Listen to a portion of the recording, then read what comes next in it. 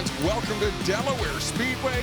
It is round 4 of the 2025 APC United Late Model Racing Series. The AC DELCO 100, and Jamie, we're just on the outskirts of London, Ontario. This is kind of home base, isn't it? Definitely a place I cut my teeth announcing, and great to be back here on one of the most famous hills in Canadian motorsports, and a lot of local flavor here tonight. Going to be some of the top local shoes who cut their teeth here. Guys like Jake Sheridan, who's on a roll, Kyle Steckley, and, of course, Ray Morneau. Clinton Jeffries with Ray Morneau right now. Thanks, guys. We're here with Ray Morneau. Ray, a home track for you, if you even have a home track, because everywhere seems far from you. But, we talked earlier in the season about your year, blown motor start the year, tough situation at Flamborough. But then you come back and rebound at Peterborough. Tonight has to feel like it's the night where you can really take that major leap up the standings. You feel that way? Yeah, for sure. I think this is our opportunity. Like you said, we had a bit of a rough start. But last week, with the run last week, we're trying to carry the momentum into this week. And through practice, we were pretty good there. And we're just going to try and see what we can do in qualifying. And 100 laps here is a long race. I do feel like we do have an upper hand running here weekly. So this will be a time to jump in the standings. All right, we'll follow Ray's story throughout the night. Guys, back to you as we get set to go here at another wild night at Delaware. It's going to be a good one. It is a hot one down here today, guys. It should be a great night of racing. When we come back, it's time to go qualifying the APC Late Models. 5-star bodies, the most advanced bodies on the market, aerodynamically engineered, manufactured from the highest grade and lightest weight materials, tested tough for optimum performance. The highest quality and most durable products you'll find anywhere. Our products help racers around the world reach victory lane. Winning never looked so good. Faster, lighter, stronger, better. 5-star.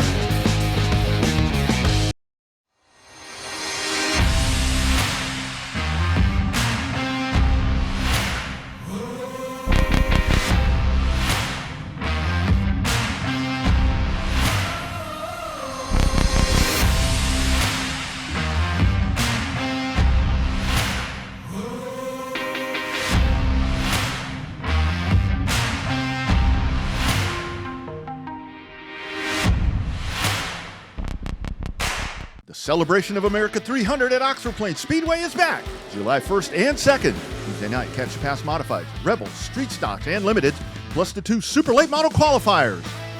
On Wednesday, see Mad Bombers, the New England Super Modified Series, and the 300-lap $20,000 to win past Super Late Model feature event.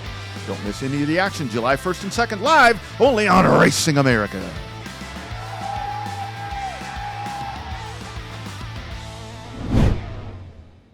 Step into the fast lane with the Race of Champions Modified Series, only on RacingAmerica.tv.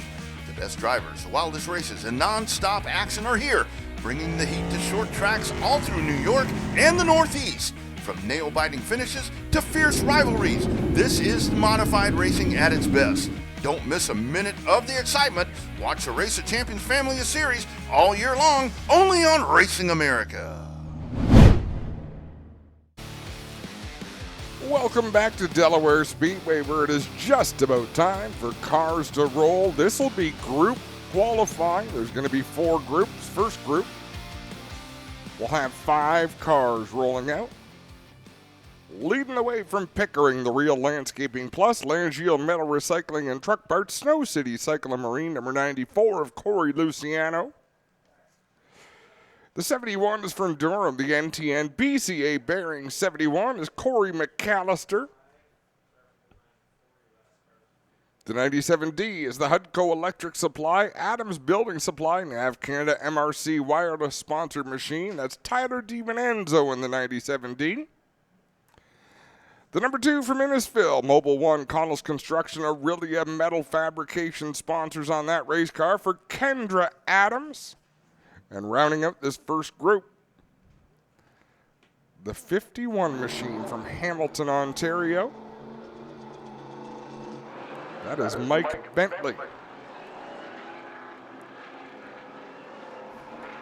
And that's always a beautiful race car, isn't it, Jamie? Well, nobody drives it harder than Mike either. That guy is up on the wheel. We'll see what lights out Mike Bentley can do here in qualifying. There you see the 97 of Tyler DiVincenzo. They were a lot of head scratching and head shaking down there. They were pretty good at Peterborough, but really struggled here in practice tonight. A frustrated 97 team. We'll see if they can respond. They were throwing everything at that car. There's the 51 of Bentley on the clock as well now. Times are going to start coming in right shortly. And we should mention Bennett Construction Group, Platinum One Contracting, Streamline Racing Products, and Van Duren Racing Development. The partners listed on Mike Bentley's car. They've all triggered the timing system. Corey Luciano sets the first time at a 19.125. 17.928, the track record set here September 2022 by Connor Pritico. I would doubt with the heat today we're going to see anything close to that, but we'll see as we move through qualifying. We've been surprised before. Corey McAllister jumps to the top, but then Tyler DiVincenzo immediately outpaces him. He gets into the 18-second bracket and 18.916 for Tyler DiVincenzo.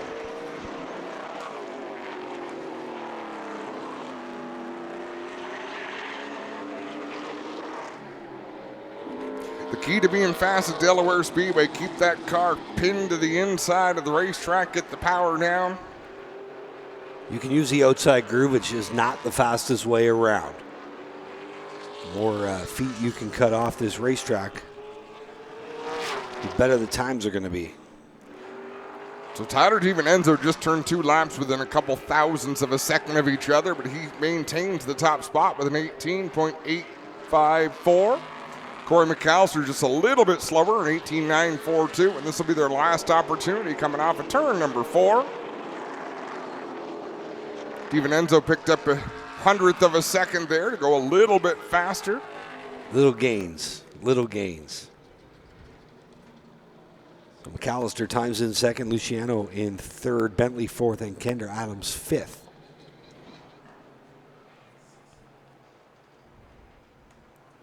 Group B is going to look like this, leading the cars out. From Windsor, the Liuna JR sponsored number 30. That's Ray Morneau. And you're not seeing double. Right behind him is the 30A. Out of London, the GFL Dutch Brothers Navigator Financial Orange Rock Development's number 30A of Jonathan Arts. Rumor has it they might be unleashing a third car in that team. Guess what number they're going to be, Adam? I hope it's number 30. Could be, you never know. Next up in the 41 from Aurelia, the HumberviewParts.ca Holdaway Automotive number 41 is Taylor Holdaway. 83 comes from Guelph, Wellington Systems Shaw Motorsports. The sponsors on that car, it's Dale Shaw. And rounding out this group, from Parts Unknown, I'm not sure where he's from, but you do, Jamie. The Rayfac Industrial Contractors, Winmar Property Restoration. Prominent fixture engaged, number 69 is Lloyd Rawlings. That is Lloyd Rawlings out of sunny Windsor, working down the backstretch right now. Lloyd first started racing at Delaware Speedway in 1993 when Checkered Flag Speedway closed. I believe Lloyd is 62 years old, if I'm not mistaken. He probably hasn't run an APC race in some 10 years, but he's a fixture here on Friday nights in that late model. And they were so excited to be able to run this 100-lapper here tonight in front of all you fans. So we'll see how Lloyd Rawlings does in that 69 tonight. Dale Shaw up to the second spot with an 18.867 on his opening lap. This should be no surprise. Shaw, our initial series champion a dozen years ago, sits third in points right now. After a pretty good start to the season, he's only 3 points behind point leader Josh Stoddy. New fast time, it's Ray Morneau with an 18.736. Ray Morneau in that orange number 30 goes a little bit faster, a .678 that time. Watching Dale Shaw work his way into the corner. That car handling fairly well, but he's struggling to keep it down on the racetrack. He still has the second fastest speed. Tyler DiVincenzo hanging on to third for now with Taylor Holdaway fourth. Jonathan Arts in fifth. Second year behind the wheel of that late model in the 30 machine. As you see Dale Shaw working through 1 and 2. And Jonathan Arts, he's fast. He's finally starting to get the racecraft, though you could see it kind of the tail end of last year. There's the 30 of Morneau, your fast qualifier so far. Looks like he's powering it on down. We'll wait for Lloyd Rawlings to come across. Ninth quickest for Lloyd Rawlings. So Tyler DiVincenzo hanging on to that third spot. Not bad for that young man. Our final two groups have just 4 cars in them. First out of the next group from Guelph. The Byrne Apparel, Onyx Hose and Tube, Epic Raceware, RMP Metalworks 72. It's Junior Farley. Next up is our points leader from Chesley, the Canadian Flat Roof Systems, Nickel Insurance, APC, Vinnie's Masonry, Piccoli Construction, number 17 of Josh Stoddy. The Elite Property Group, number 78 is from London. That's Joe Lawrence. And rounding out this group, he is the track record holder Jamie just mentioned from Kilworth, the Domus Developments, H&N Roofing, Southwest Property Care, Vienna Dental, Glencoe Auto Recyclers, number 19, Connor Pritico. Stoddy, your point leader in that 17. There you see Pritico, former winner here at Delaware Speedway and former champ back in 2023. He was our weekly late model champ at Delaware Speedway. There's that Byrne workwear machine of Junior Farley. What a pretty race car. Junior always comes with nicely prepared race cars. He was a winner in our season opener 2024 up at Sunset Speedway, his only career APC feature win. Third quick for Josh Stoddy, an 18.776. Joe Lawrence knocks him off. Sorry, it was Lawrence that turned the 7.76. New fast time, 18.639 for Connor Pritico.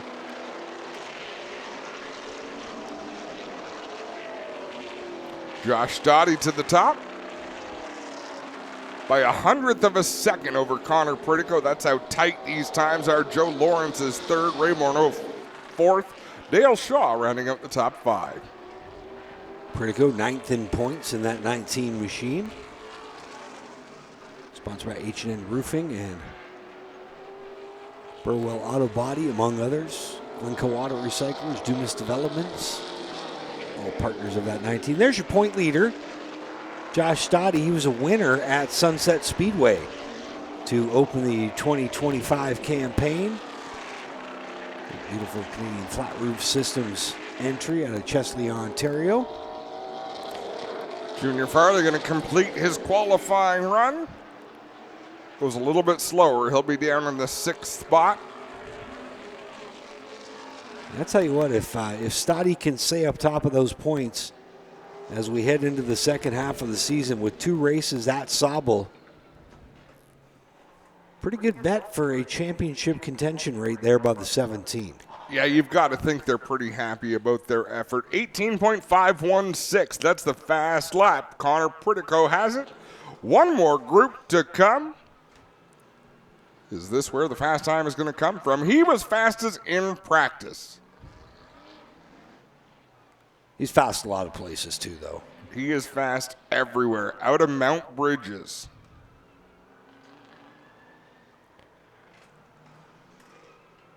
In the number 52 machine, sorry about that. It's terrible. I always read it off the sheet even though I know it. The 52 Pride Seed sponsored entry.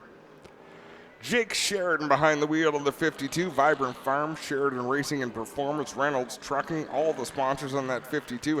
He's having a fantastic season. Next up, young man, the number 18 from Orangeville, the Just Foam It, Stage It with Style. Spyro Fire Protection number 18 is Cole Quinton.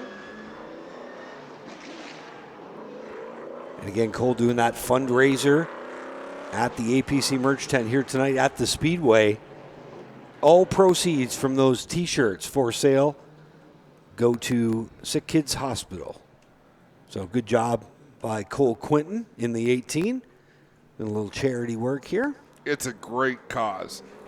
Up next, the number 22 from Milverton. It's the APC Auto Parts Center's Canusa Automotive Warehousing Pennzoil DELCO 22 of Kyle Steckley. And last but not least, in the 3 out of Dorchester, the APC Auto Parts Center's Canusa Automotive Warehousing Miami Muscle sponsored number 3. It's Shea Gemmel. Gemmel, another championship contender in the top 5. He sits just 12 points behind Stoddy. Couple podium finishes so far this year for that 3 car. Kyle Steckley up to P2, 18.615. Cole Quinton to the 8th spot. Right now, Ray Morneau on the bubble of the invert. You want to be in the top 6. That will lock you into one of those top 6 starting positions. Morneau hanging on by a very thin thread right now. Steckley going a bit quicker, 18.502. Jake Sheridan third quick with an 18.539. Cole Quinton with an 18.679. Just on the outside looking in. In fact, he was 1,000th of a second off from making the invert. Shea Gemmel bumps all of them, 18.673 to take over that 6th spot. And these guys are kind of catching a cloud here, Adam. You can see the sun now partially covered behind that cloud. We'll see if it shows up on the stopwatch. It hasn't helped yet. Jake Sheridan's third quick with an 18.539. Cole Quinton with an 18.679 will remain the 8th quickest. Shea Gemmel qualifies his way inside the top 6. That'll do it for Epic Raceware pole qualifying. Kyle Steckley, the fastest in the house with an 18.502. Then it's Connor Pritico, Jake Sheridan, Josh Stoddy, Joe Lawrence rounding out the top 5. Steckley, 2-time champ in the APC series. Shea Gemmel qualified 6th, Ray Morneau 7th. Cole Quinton was 8th, Dale Shaw wound up 9th, and rounding out the top 10, Junior Farley. Tyler DiVienzo qualifies 11th, so it looks like they've found a little speed in that 97D, all that work they've been doing since practice. Taylor Holloway 12th, Jonathan Arts 13th. Corey McAllister came home 14th. Corey Luciano in 15th, Mike Bentley 16th, Lloyd Rawlings 17th, and Kendra Adams 18th. And he's here in name because I saw the Discount Auto Part Depot and Supply logo on the back of Joe Lawrence's car. I did see Jesse Kennedy here. We figured we might see him in the late model tonight, but he said the car's sleeping at home right now. So Jesse, one of our he's won this Canada Day race at Delaware Speedway at least 4 times. The big game hunter from Southwold. Not in the field tonight, but he is spectating here this evening. Yeah, he doesn't have a whole lot left to prove here at this racetrack, does he? He's won track championships. He's won the Great Canadian. He's won Canada Day. Clinton Jeffrey is down on pit road as Kyle Steckley gets his gear off. Thanks, guys. Kyle Steckley, as you mentioned, getting out of the car here after a good start to his day so far. We'll see what he's got to say. They did do a lot of work on this car early in the day, so we'll see how it paid off on the long haul. We know it worked on the short haul. Kyle, let's talk about another Epic Raceware Fast Time Award. You got to be pleased with that. It just basically signifies your days off to a great start with the invert and that. You're not going to be on the pole, but still, great start to your afternoon. Yeah, I mean, it feels really good. We brought another really good APC Auto Parts Center's number 22 car here to Delaware Speedway. So we've been struggling a bit here on the long run, so hopefully we can have a bit better long run car tonight and stay up front and give these guys a good battle. But just super happy to be here and excited for the night. All right, there you have it. Your Epic Raceware Fast Time Award winner will be Kyle Steckley, guys. We'll be right back live here on Racing America. Coming up shortly, a full night of action.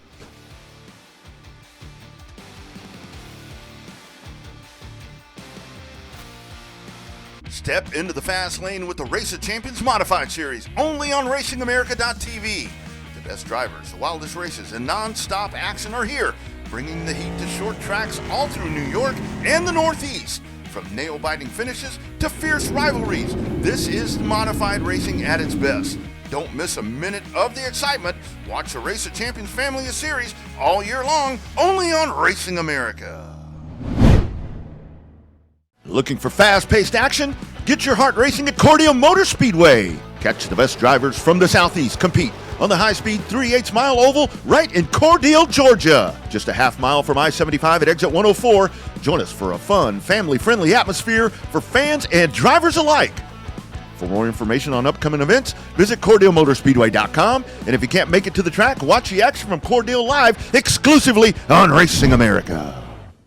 Looking to start a new career path in motorsports or searching for something new in your racing journey? Racer Jobs is your destination for providing the most current job openings from top racing teams, manufacturers, sanctioning bodies, and suppliers. Whether you're a budding race engineer, a seasoned mechanic, or a marketing ace, we consistently refresh our listings with new roles that could meet your ambitions. Looking for a great candidate as an employer? Then tap into our Racer Jobs audience and database to find that perfect candidate. Go to racerjobs.com today.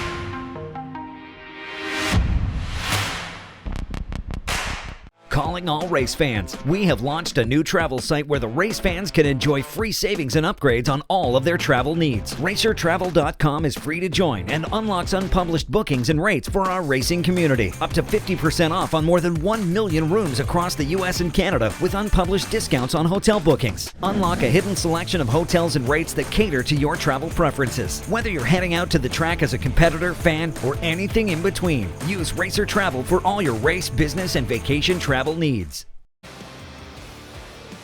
Welcome back to Delaware Speedway. The modifieds are getting lined up here on pit road, and that's another division, Jamie, that has pretty deep roots here at Delaware Speedway, isn't it? Yeah, it goes all the way back to 1993 was the first year they ran the modifieds here at Delaware Speedway, a staple up till the early 2000s. And at one point we would have 18, 20 modifieds here on any given Friday night. They're trying to resurrect the Friday night modified program here at Delaware Speedway. They launched the Delaware Speedway Modifieds this year, brought to you by Epic Racewear. And we had our first race last night. We got one rained out earlier this year, but had our first race last night for the Delaware Modifieds. All the competitors that were here last night back in attendance, plus a bunch of Oshkar regulars as well joining us for this evening's event. Good to see Modifieds back here at Delaware. They put on a great show last night. It was Jamie Cox coming home with the victory and picked up right where he left off here today in heat race action, going from the back to the front.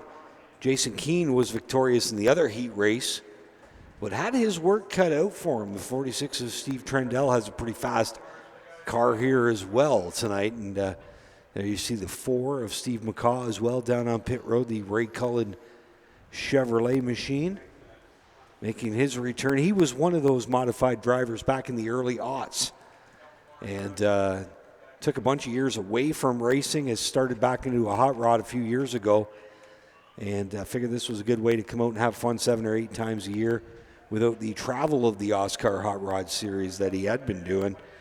So he says, this is perfect. I get 7 or 8 races here at Delaware a year between the Oscar stuff and the Delaware Modifieds. Perfect schedule. So we'll see how the 4 does. Looks like he's picked up pretty well.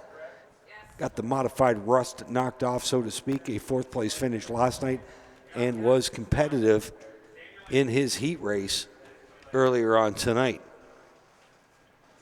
Wally Wilson, a Oscar feature winner, picked up his first feature in Oscar last year at Peterborough Speedway. And that's the hard one. The first win is the tough one. Then you'll usually see people start to break through. I think he's got 3 since then. Took a while to get number 1. He held off Jamie Cox for quite a while last night. And you got to realize that Jamie Cox was winning modified championships here at Delaware Speedway long before Wally Wilson was even born. And a lot of it's a game of confidence, right? You've got to have the confidence yourself that you can get out there and get the job done, and that's what he's building.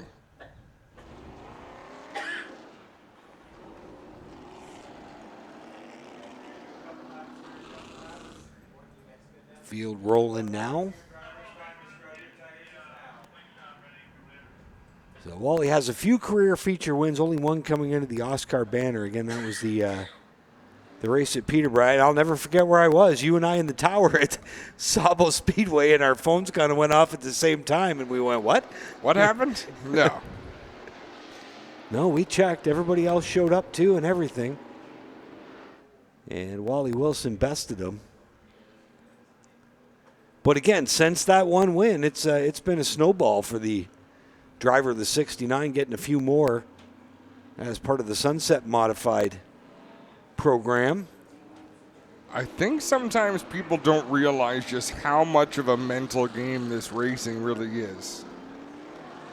Well, it's just that, and we see that in just the four-cylinders here at Delaware Speedway on a normal Friday night. I mean, you're racing against guys that have, late model pedigrees and, for budgetary reasons have went down to four-cylinder cars, or a guy like Joe Lawrence, who's been an APC late model champ. You got to race him every Friday night. And that is some serious talent. It's a tough, even an entry level like that, a four-cylinder division, it is a tough mountain to get that first feature win. 100% it is. Until you do it, you don't know what it feels like. So there's kind of that doubt in the back of your mind, or the thought in the back of your mind, hey, what do I have to do? What needs to be different? Then once you do it, you realize it. You really don't need to do anything out of the ordinary. Just execute. Well, the folks, sitting on the hill or watching on TV, it's, to watch what these guys do looks pretty easy. I mean, you're just driving a race car in circles. You've definitely got more extensive racing experience than I do, but, I'll admit to it that the times I've got in a car with my limited experience, I mean, you just get outclassed by people that do it every week. And the thoughts that go through your head, there's nobody to talk to except yourself when you're in a race car like that, so that can be challenging. On the point, out of Owen Sound, that is Wally Wilson in the Fireplace and Patio Machine. 51 out of Shelburne, that's Dale Reinhardt. The 88 out of Wardsville, that's Ryan Dick. The 46 out of Fergus is Steve Trendell. The 18 former series champ and point leader Jason Keene, heat race winner. Alongside him, the other heat race winner Jamie Cox out of Dorchester, the Quiet Storm. The 4 is Steve McCall in the Return from the Dead racing team entry. 38's Brian Batty out of Kamoka. And the 22, one of our regulars here in late model competition, Marshall Schrank out of nearby Kamoka. We're off and running. Wally Wilson on the inside, Reinhardt on the outside. They'll race Nerf bar to Nerf bar off turn 2. Good clean start down through 1 and 2. They'll charge into the third turn with Reinhardt getting the advantage up on the outside, but Wally Wilson gets a nice drive off the bottom of turn 4. Jamie Cox starts from 6th spot, able to gain 1 position on the outside. Now he's going to get tucked in line. That side-by-side battle is Trendell on the outside in the 46, Wally Wilson on the inside in the 69. We'll see what Cox can do, the 9-time Delaware Speedway Modified champ, sizing up those 2 veterans in front of him. Lots of laps, long laps here at Delaware Speedway, so no need to be in a huge rush. But that outside's going well so far. And that is the thing that Jamie Cox has done in a modified here at Delaware Speedway. You just saw it down into turn 3. He gets into turn 3 better than anybody I have ever seen in a modified here at Delaware Speedway. Just seems to be able to get it in a car length or 2 deeper than absolutely everybody. But the only guy who can even come close to him driving it in turn 3 over the years has been Barry Newman. But we'll see what Cox can do. He's going to make short work of Trendell down into 1 and 2. Well, Trendell's going to hold him off for the time being, but here comes Cox in the bottom. Stephen Trendell, a longtime veteran of the vintage modified ranks. That's what his dad raced for a long time as well. Their equipment always shows up immaculate as well. Cox is going to close the deal. His son Jay Cox, first ever Epic Pole Award last night here at Delaware Speedway in the DELCO Super Stock Division. He sat on the pole in the 00. And now it's Dad's turn to race again today. That is definitely a family affair, that's for sure. Of course, his son-in-law, we'll see him in action later on tonight. Shea Gemmel in the APC Late Model Tour, number 3.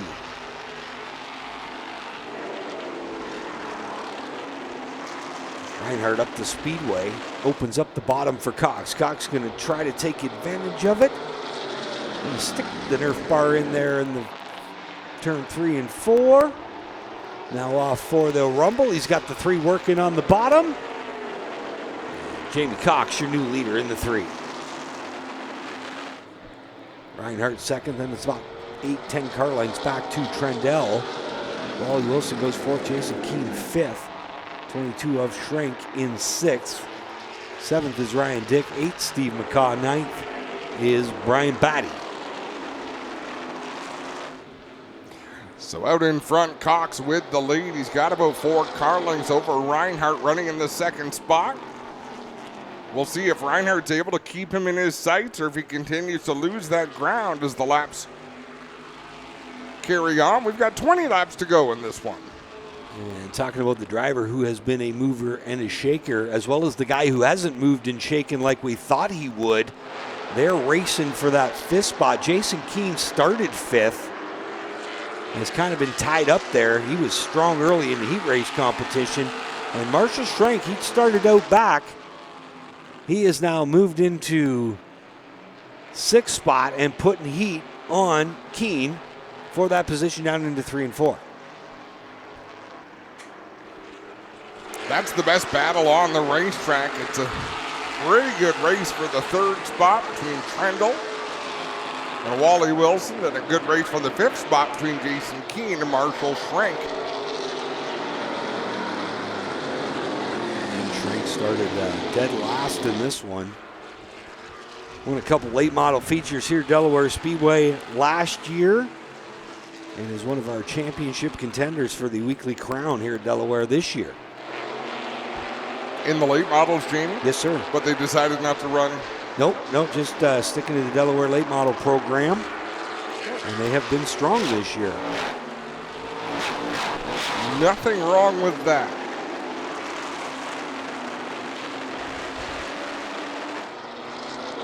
Fifth in points here weekly.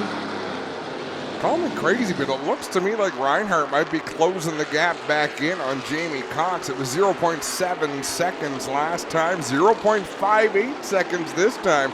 He is indeed closing the gap on the race leader as Marshall Schrenk right up behind Jason Keane to do battle for position.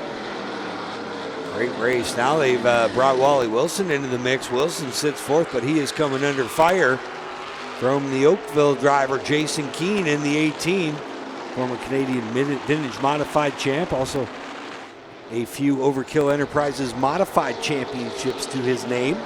And a hearing impaired race car driver, which you don't see a ton of, but it's the seat of his pants feel. He used to race a Vintage Modified as well, and I don't remember seeing very many drivers in my history as aggressive as Jason Keane. No, he had a period of 3 or 4 years where he was just the guy to beat in that series every time they showed up. I believe he was in the old Ron Easton car, if I'm not mistaken. And yeah, that was one nice piece. I believe you're right. The last 2 laps, Jamie Cox has just been a hair faster than Reinhardt. Oh, Schrenk now makes a bid on Keane. The race for 5th. It's heating up down into 3 and 4. Keane in the 18, here comes Schrenk in the double deuce. To the line, still Keane holding off Schrenk. Great battle there between the 18 of Keane, the 22. Again, Delaware Speedway late model regular, Marshall Schrenk. Trying to get it done here in the modified this evening. Overkill Enterprise is your title sponsor for the modifieds. 10 to go. We've got 20 down of this 30-lap feature. And so far, Jamie Cox just keeping Reinhardt right where he needs to be, 4 or 5 car lengths back, but Keane and Schrenk, they're still going at it. This battle's been going on for about 10 laps now. Marshall Schrenk trying to get it done on the bottom. Keane holds him off. Now Keane squirts way up the speedway. Big push on entry. doesn't quite open the door wide enough for Schrenk to get his foot in there. I thought Marshall Schrenk might have had a shot at him that time down the backstretch, but Schrenk still working the inside. But Keene, that 18 machine, handling just well enough down the straightaways to keep the 22 behind him. He's always got some horsepower under the hood of that 18. And he's showing off. You can see when they get on the loud pedal.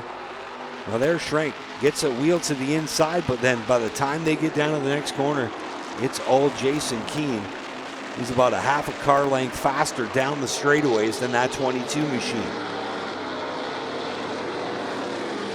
Definitely no shortage of Humpty under the hood. There's the race back out front. Reinhardt still deja vu all over again. 4 car lengths behind Jamie Cox. Again, a hair faster, just less than a tenth of a second quicker, but he's definitely quicker. Here goes Schrenk to the inside. Not gonna do it this time into turn 3.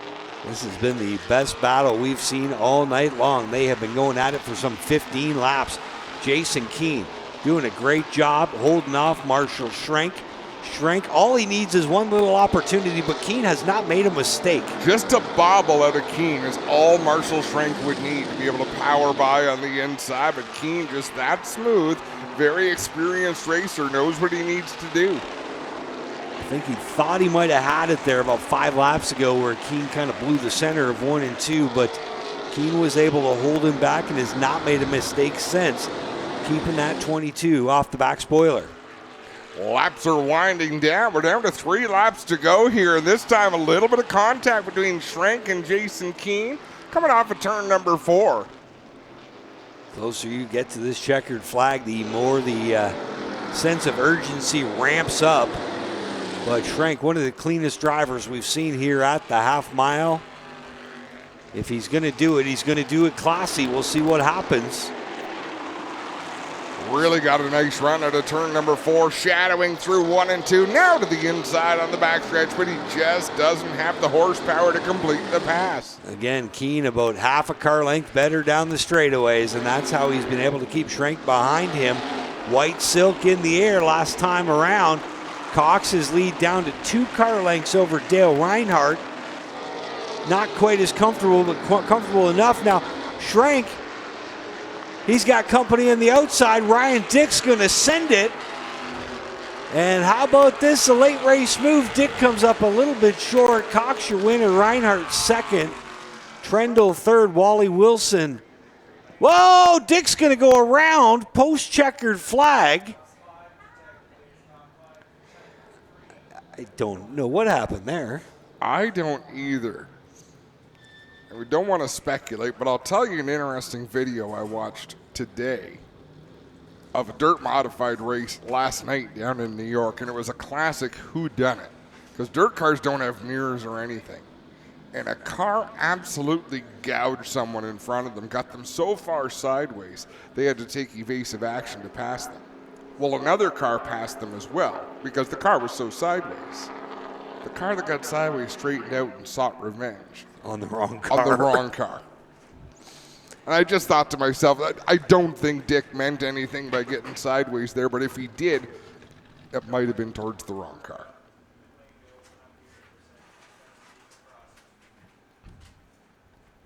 Well, there he is, the Quiet Storm, Jamie Cox out of Dorchester.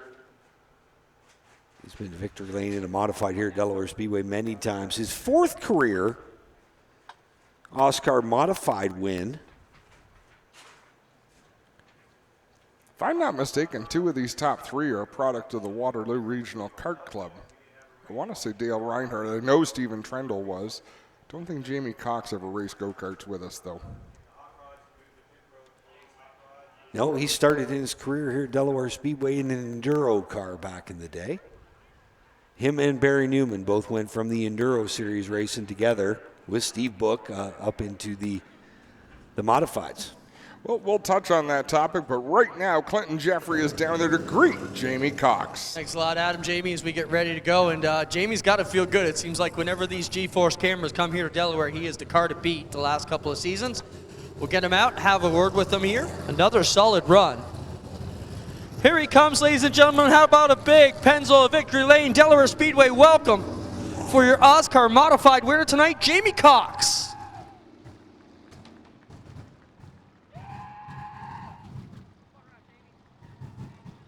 We'll jump in here and get a word with them. Jamie, I was just remarking that it seems like when we come to town with these cameras, you seem to be the guy to beat here.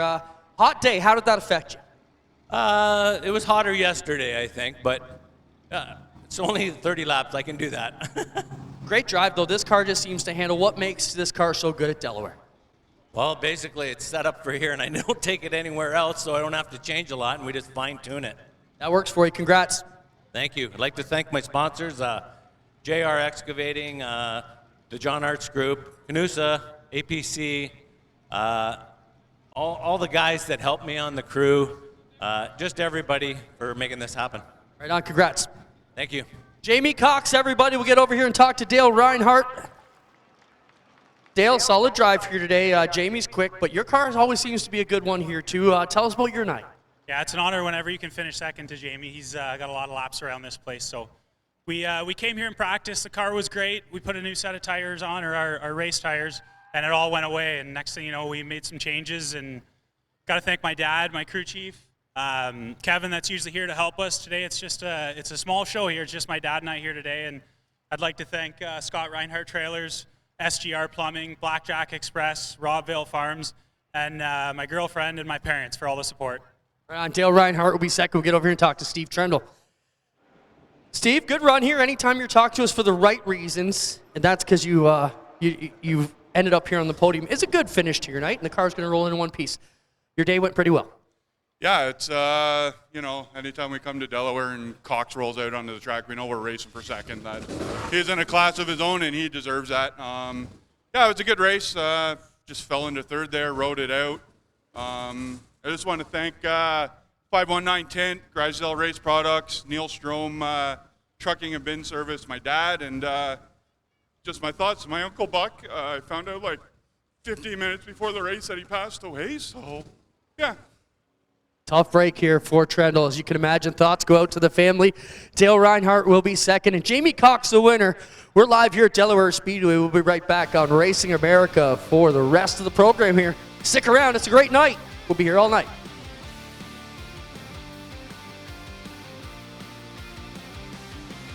Calling all race fans. We have launched a new travel site where the race fans can enjoy free savings and upgrades on all of their travel needs. RacerTravel.com is free to join and unlocks unpublished bookings and rates for our racing community. Up to 50% off on more than 1 million rooms across the U.S. and Canada with unpublished discounts on hotel bookings. Unlock a hidden selection of hotels and rates that cater to your travel preferences. Whether you're heading out to the track as a competitor, fan, or anything in between, use Racer Travel for all your race, business, and vacation travel needs. The Celebration of America 300 at Oxford Plains Speedway is back July 1st and 2nd. Tuesday night, catch the past modifieds, Rebels, Street Stocks, and Limiteds, plus the 2 super late model qualifiers. On Wednesday, see Mad Bombers, the New England Super Modified Series, and the 300-lap $20,000 to win past super late model feature event.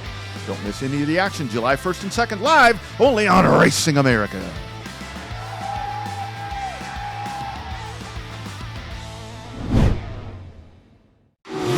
The home of all race fans, Racing America, live short track racing. Looking for the green flag, and the Snowball Derby is underway. Exclusive NASCAR Cup team content. Enjoy competing with your teammates. You already know. Behind the scenes access. Great car, puts on a great show. I'm excited for that. Claim your front row seat to watch the excitement. Mission accomplished. And drama. Car lifts up in the air. From grassroots to NASCAR. Join us at the home for race fans everywhere. You're watching Racing America, right here on Racing America. Racing America, it's in our DNA.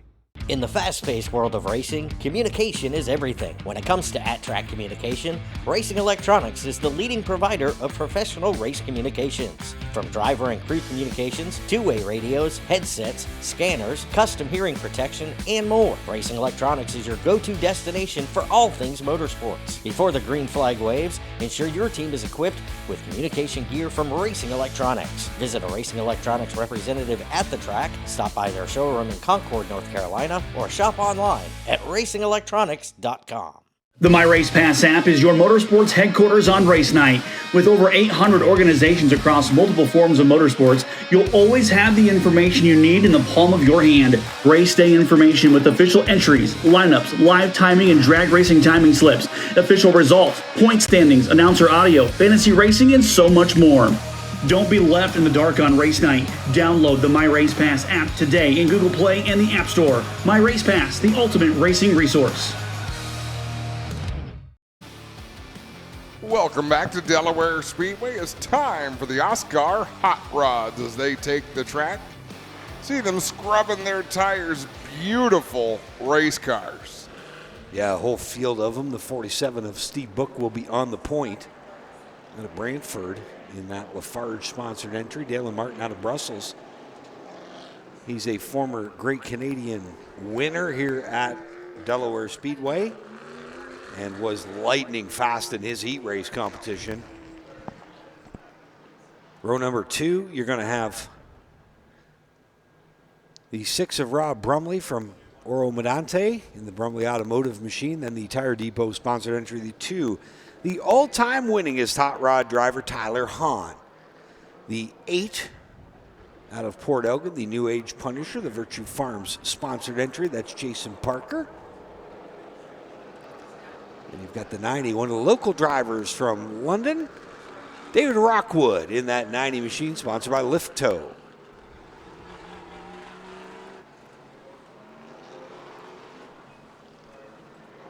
You know, it's funny how this sport works. We see Bromley and Hahn. They're going to start side by side. A couple of drivers who weren't very happy with each other in the heat race. It always seems to be the way it goes. There won't be 3 rows apart. They'll be right side by side, Jamie. Of course. Should be interesting to see. Tempers boiled over there earlier on today. See what happens come feature time. Brian Wilson in the Two-Speed Motorsports Alliance Roofing Canada entry out of Mount Forest. He will be in that 14 machine. Then it's the 45. The mayor of West Lauren, Barry Watson, one of our regulars here at Delaware Speedway in the V8 stock class. The 47, Thomas Wunsch out of Drayton in the Coffee Plumbing division of KTS Plumbing and Heating Limited machine. You've got the 1, the Derek Motors and Blowers entry from Strathroy. That's Derek Clark. And the 73, another one of our championship contenders.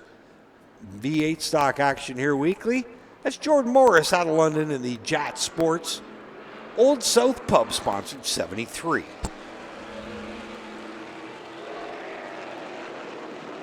Another good clean start off of turn number 4. They race through 1 and 2. One car at the back. Oh, problems for Derek Clark. I thought it was tire smoke at first, but it didn't let up. Well, we'll see. Derek Clark, a longtime Delaware runner, ran trucks for years. I think his left front's gone flat. Something amiss on the left front of that car. It's dragging the rubber around.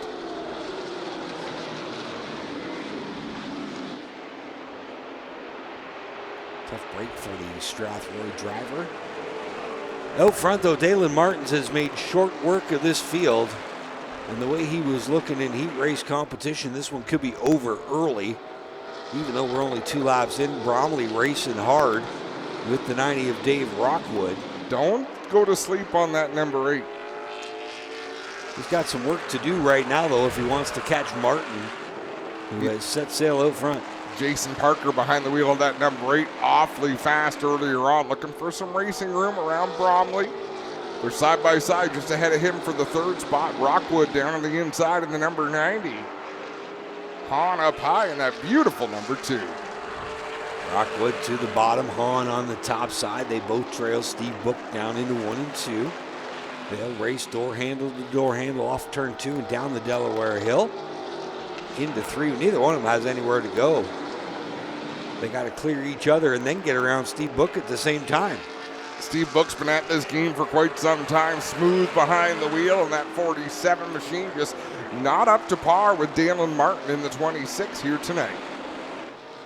Now Hahn looks like he's closed the deal on Rockwood, but Rockwood's going to fire it off into turn 3 on the bottom. He'll get to the number of Hahn. He is still a factor. Meanwhile, Bromley, some contact between him and the 8 of Parker behind this battle.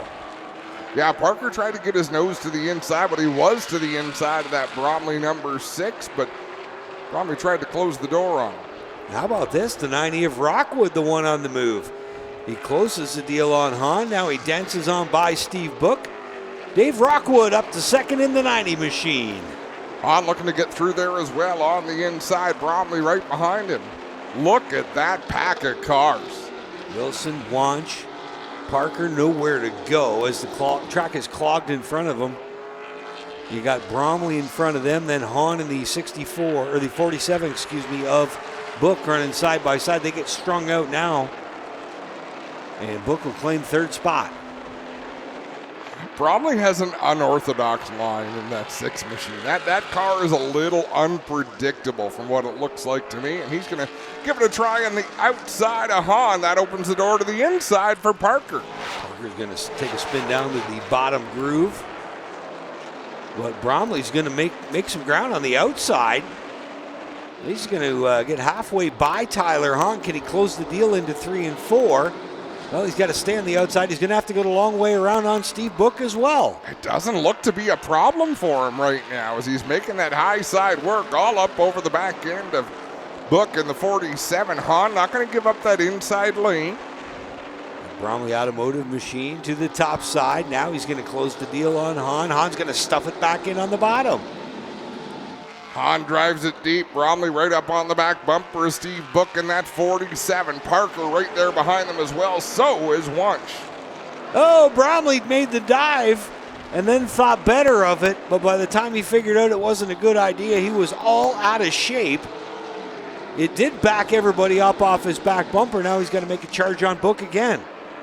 Working the inside is Bromley. Book has been pretty steady with the line, and he's running lap after lap. It's just everything going on behind him, trying to set him up. Here comes Parker into the mix. He'll go to the inside of Hahn. Here goes Bromley to the inside of Book. Bromley piles it into 3 and 4 on the inside of Steve Book. Now here comes Parker as well. All this is going on with Dalen Martins has about a straightaway lead over Rockwood. And then it's a half a straightaway from Rockwood back to this 5-car scramble. Wunsch gets to the inside of Hahn as well. Here goes Parker getting around Steve Book. Wunsch will try to follow him through there as well. Book going to commit to the high side here in 3 and 4.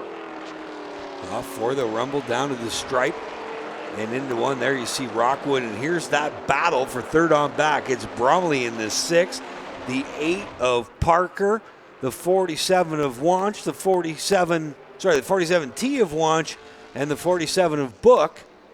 Book in that taxi cab looking black and orange machine. And then right behind them is the 2 of Tyler Hahn, and Hahn getting busy now. And it looks like once Book got shuffled up off the bottom, he was in trouble. Yeah, big time. He's just a hair off the pace, and now that he doesn't have that preferred groove, he's kind of a sitting duck. Well, he's holding off Tyler Hahn for now. We'll see what Hahn can do down into turn 1 this time. Nothing doing. Now Brian Wilson getting busy in the 14. He's up on the wheel, trying to take a spot away from Hahn. Well, Bromley still holds off Parker and Wunsch. Out in front, it's worth mentioning Dalen Martin is in his own time zone. He's a straightaway ahead of David Rockwood in the 2nd spot. Rockwood, one of our regular V8 stock competitors, and do like this class. It's become kind of versatile, Adam, with the number of tracks that are running the 8-cylinder or less with the breakouts. Like at Delaware Speedway on a Friday night, we have 3 rules. It's got to have fenders, 8 cylinders, and don't go faster than a 21.1. As you see Parker now going to work on Bromley for that 3rd spot. But it's given a lot of these Oscar guys who maybe only want to travel and make a few of the Oscar shows a place to race weekly. That's where we see Barry Watson. We see Jordan Morris as well here on an every Friday night basis as well. David Rockwood. They were all pretty excited, though, to be able to open them up here today and not worry about a breakout time. No kidding, but somebody wasn't thinking about Dalen Martin. He is broken out big time. You can go faster than you normally go, but you're probably not going to be as quick as Martin. That car is lightning fast, beautiful Ford Mustang Mach 1. And here's your guy, Parker. Finally has filtered his way through that gaggle of cars and working Bromley over in the Virtue Farms machine. It's the Bromley Auto, number 6 of Rob Bromley on the outside. David Rockwood was a little quicker than the race leader that lap, but there's just so much ground to try to make up that it's going to take a yellow to restack this field. They're still side by side for the third spot. Rob Bromley has it, but Jason Parker trying to nose out in front. He's about a foot shy at the timing and scoring line here on the front stretch. And the all-time winningest driver in NASCAR Hot Rod history is Tyler Hong with 21. Steve Book is second with 8. Daley Martin is in the mix, though. He sits 5th overall with 5 career feature wins. Looking to make it number 6 here today in that 26 machine. He's a former Great Canadian winner here at Delaware Speedway. Oh, we got one around in 1 and 2. 47T of Thomas Wunsch. Oh! And Barry Watson. Not sure if he wasn't looking past the hood pins or what. Came in there awful late and clipped the 47. Hopefully once in the 47, that car will be all right.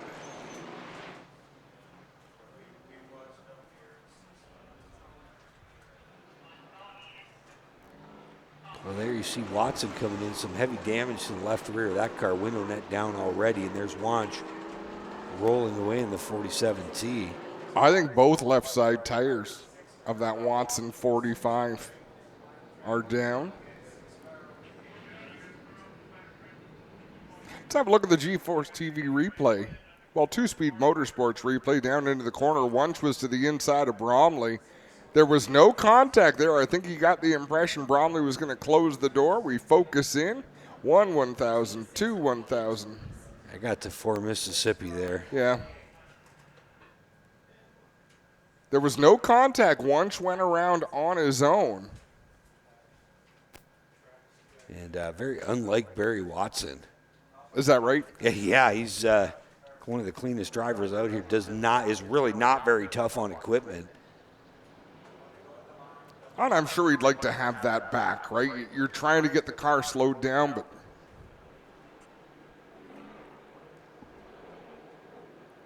is that Corey McAllister going to have a look in the back end of that 47, make sure everything is good to go?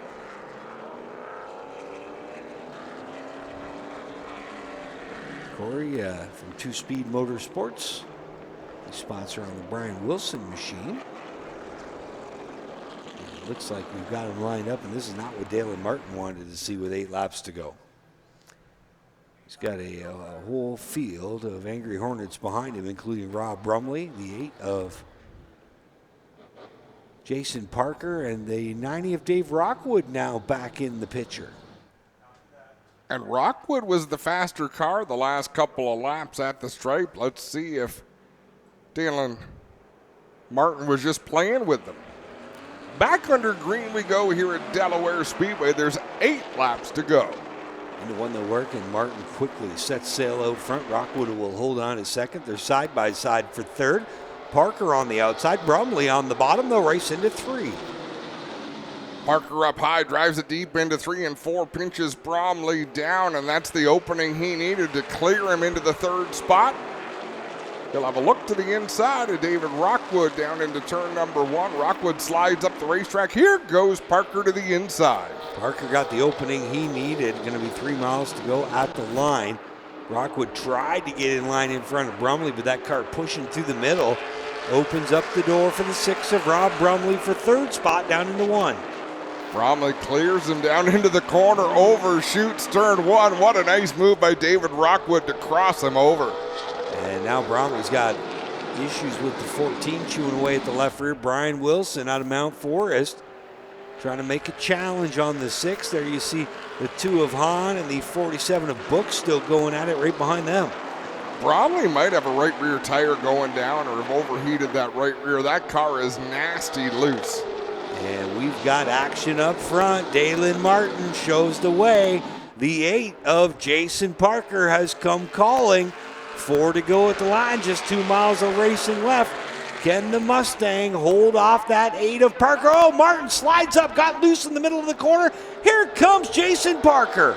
Parker to the inside, clears Martin. Martin gives him a push down into turn 3, slides him back up the racetrack, goes sideways through turn 4. They battle for the lead. Dave Parker, the shove and run down in turn 3 and 4. Well, the shove, he didn't make the run happen. And now Martin's car looks like it's going away. It has just all of a sudden got wicked loose here in the closing stages. Very loose. You see there, as soon as he tries to hit the loud pedal, that thing just slides. And Jason Parker with the perfect 30-lap setup and 2 laps to go through 1 and 2. Down the back straightaway, Parker by 4 car lengths over Dalen Martin and extending that gap. Rob Bromley trying to hold on to the 4th spot. He's got Brian Wilson all over the back end of him. Wilson gets a little bit squirrely there in 3 and 4. That allows Hahn to the inside. Hahn can't quite get there, as you see Parker now with a car length and a half on Dalen Martin. White flag in the air to decide this Oscar Hot Rod feature. Down into 3 and 4. It's the Virtue Farms number 8. The New Age Punisher, Jason Parker out of Port Elgin. He's going to go to victory lane for the 2nd time in his Oscar Hot Rod feature career. And wow, I want to get the story on that 26, whether there's something that went away.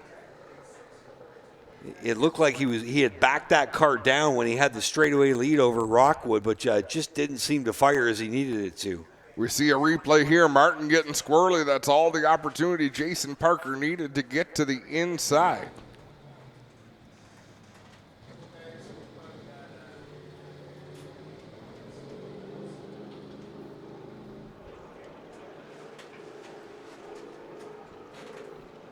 All these cars going to head down to Pennzoil Victory Lane, where Clinton Jaffrey will be on hand. Well, Dave Rockwood with a solid 3rd place run. Good job by the London driver. There's a lot of familiar faces from the Friday night crowd helping him out down there today, and he's definitely going to be thrilled with that. But the guy parking it in Pennzoil Victory Lane, Jason Parker out of Port Elgin. And I would hazard a bet, Adam, that is feature win number 1 for him ever at Delaware Speedway as well. Yeah, I would imagine it is. I think he's going to have a big smile on his face. It was a hard-earned victory. He had to drive through the whole field. Not a huge field of cars, but he had to pass all of them. He just needed that one caution. That's all he needed to put himself back in contention. If we didn't get that, it would be Dalen Martin standing down there. But we got the caution when we had Wunsch spin down in turns 1 and 2. That bunched the field up and gave Jason Parker his shot. Clint, how big is that smile down there? Pretty good. He gets a cold drink of water. We'll get him out here out of the car and talk to him in just a moment's time. He will get the belts off and make his way out of the left side window of this beautiful number 8 machine. We'll see what he's got to say as the Hans device comes off and all the other safety gear. Here he works his way into Pennzoil Victory Lane. How about a big Delaware Speedway welcome for your winner, Jason Parker.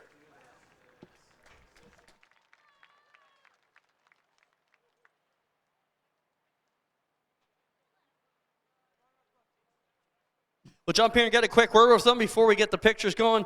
Jason, what a drive for your first question. First ever win at Delaware? Yeah, it is. We raced here years ago, 2010, for part of a season, then some APC stuff, but I think this is the first feature I've ever won here, so it's awesome. Passed a lot of cars today. Let's talk about that. How important was that last caution for you today? Yeah, the 26, I don't know how far he was out. He got quite a lead there, but yeah, that caution definitely was the game changer for sure. The car is great. The team worked hard today. We have her dialed in pretty good, and just to be able to get underneath someone and have these long straightaways to make a pass is nice. Congrats. Thanks a lot.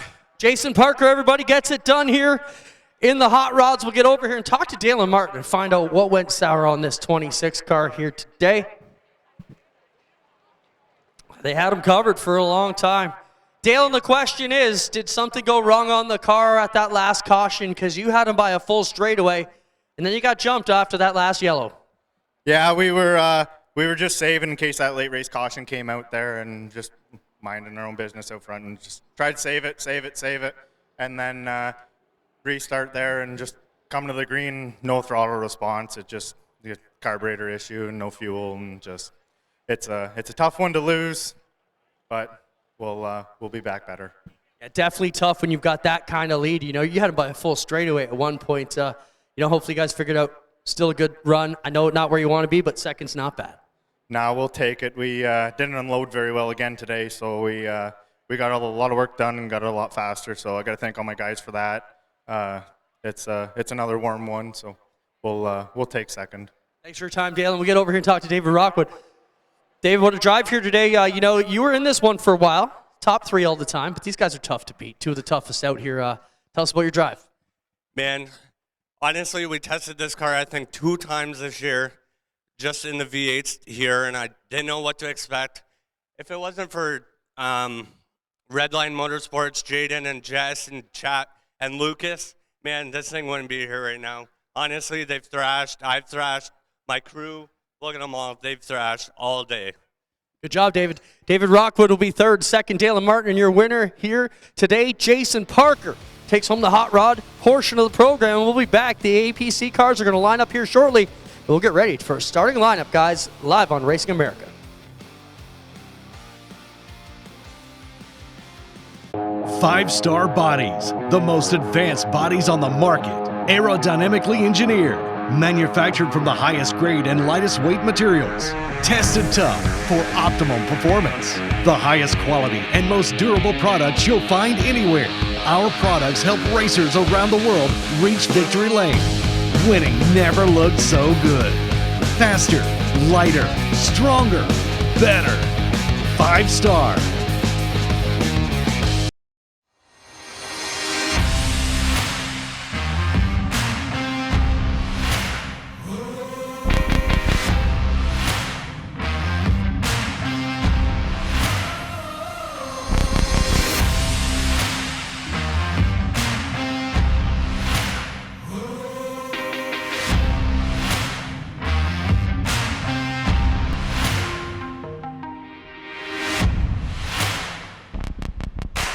Celebration of America 300 at Oxford Plains Speedway is back July 1st and 2nd. Tuesday night, catch the past modifieds, Rebels, Street Stocks, and Limiteds, plus the 2 super late model qualifiers. On Wednesday, see Mad Bombers, the New England Super Modified Series, and the 300-lap $20,000 to win past super late model feature event. Don't miss any of the action July 1st and 2nd live, only on Racing America.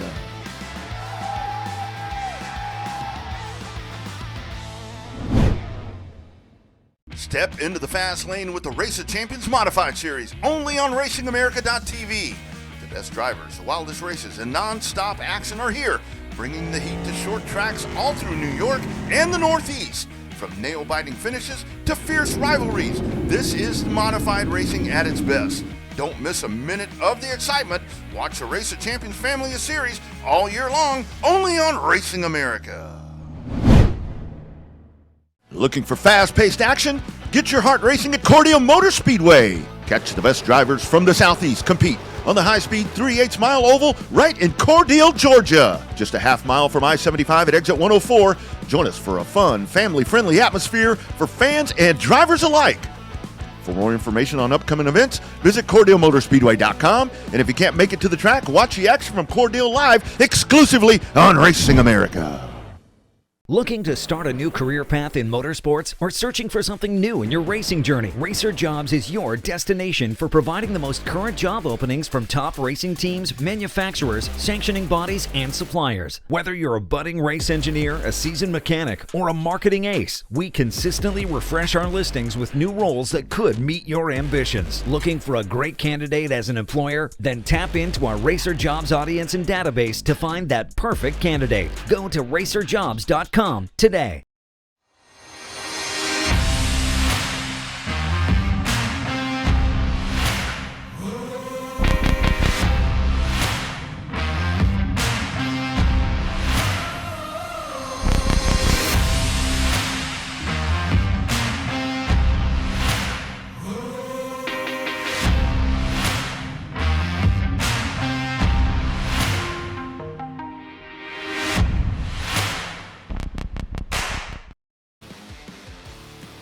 Welcome back to Delaware Speedway. Some t-shirts being hurled up into the crowd from what is a pretty impressive slingshot down on the front straightaway. So, well, while we look at that, let's talk about what's coming up here at Delaware Speedway. in the coming weeks. We go to our GeForce TV track calendar. July 4th, presented by Leuna Local 1059, late models, V8 stocks and bone stocks. Then on Friday, July 11th, it's presented by Hyde Park Equipment. It's the Ontario Sportsman Series, bone stocks, and King of the Hill. July 18th, presented by JR. That's the Monster Truck Throwdown and Freestyle Motocross. And it's going to go on again Saturday, July 19th, presented by Experience Camping, Monster Truck Throwdown, and Freestyle Motocross. Visit DelawareSpeedway.com for more information. Upcoming on the APC Late Model Series schedule, which can be seen on RacingAmerica.tv, July 12th, it's the London Recreational Racing 100 from Flamborough Speedway. Then the August long weekend, of course, we head north. We go to Sauble Speedway for round number 6. And then August 23rd, we're back to Sauble Speedway for the Stewarts and Kubota 100.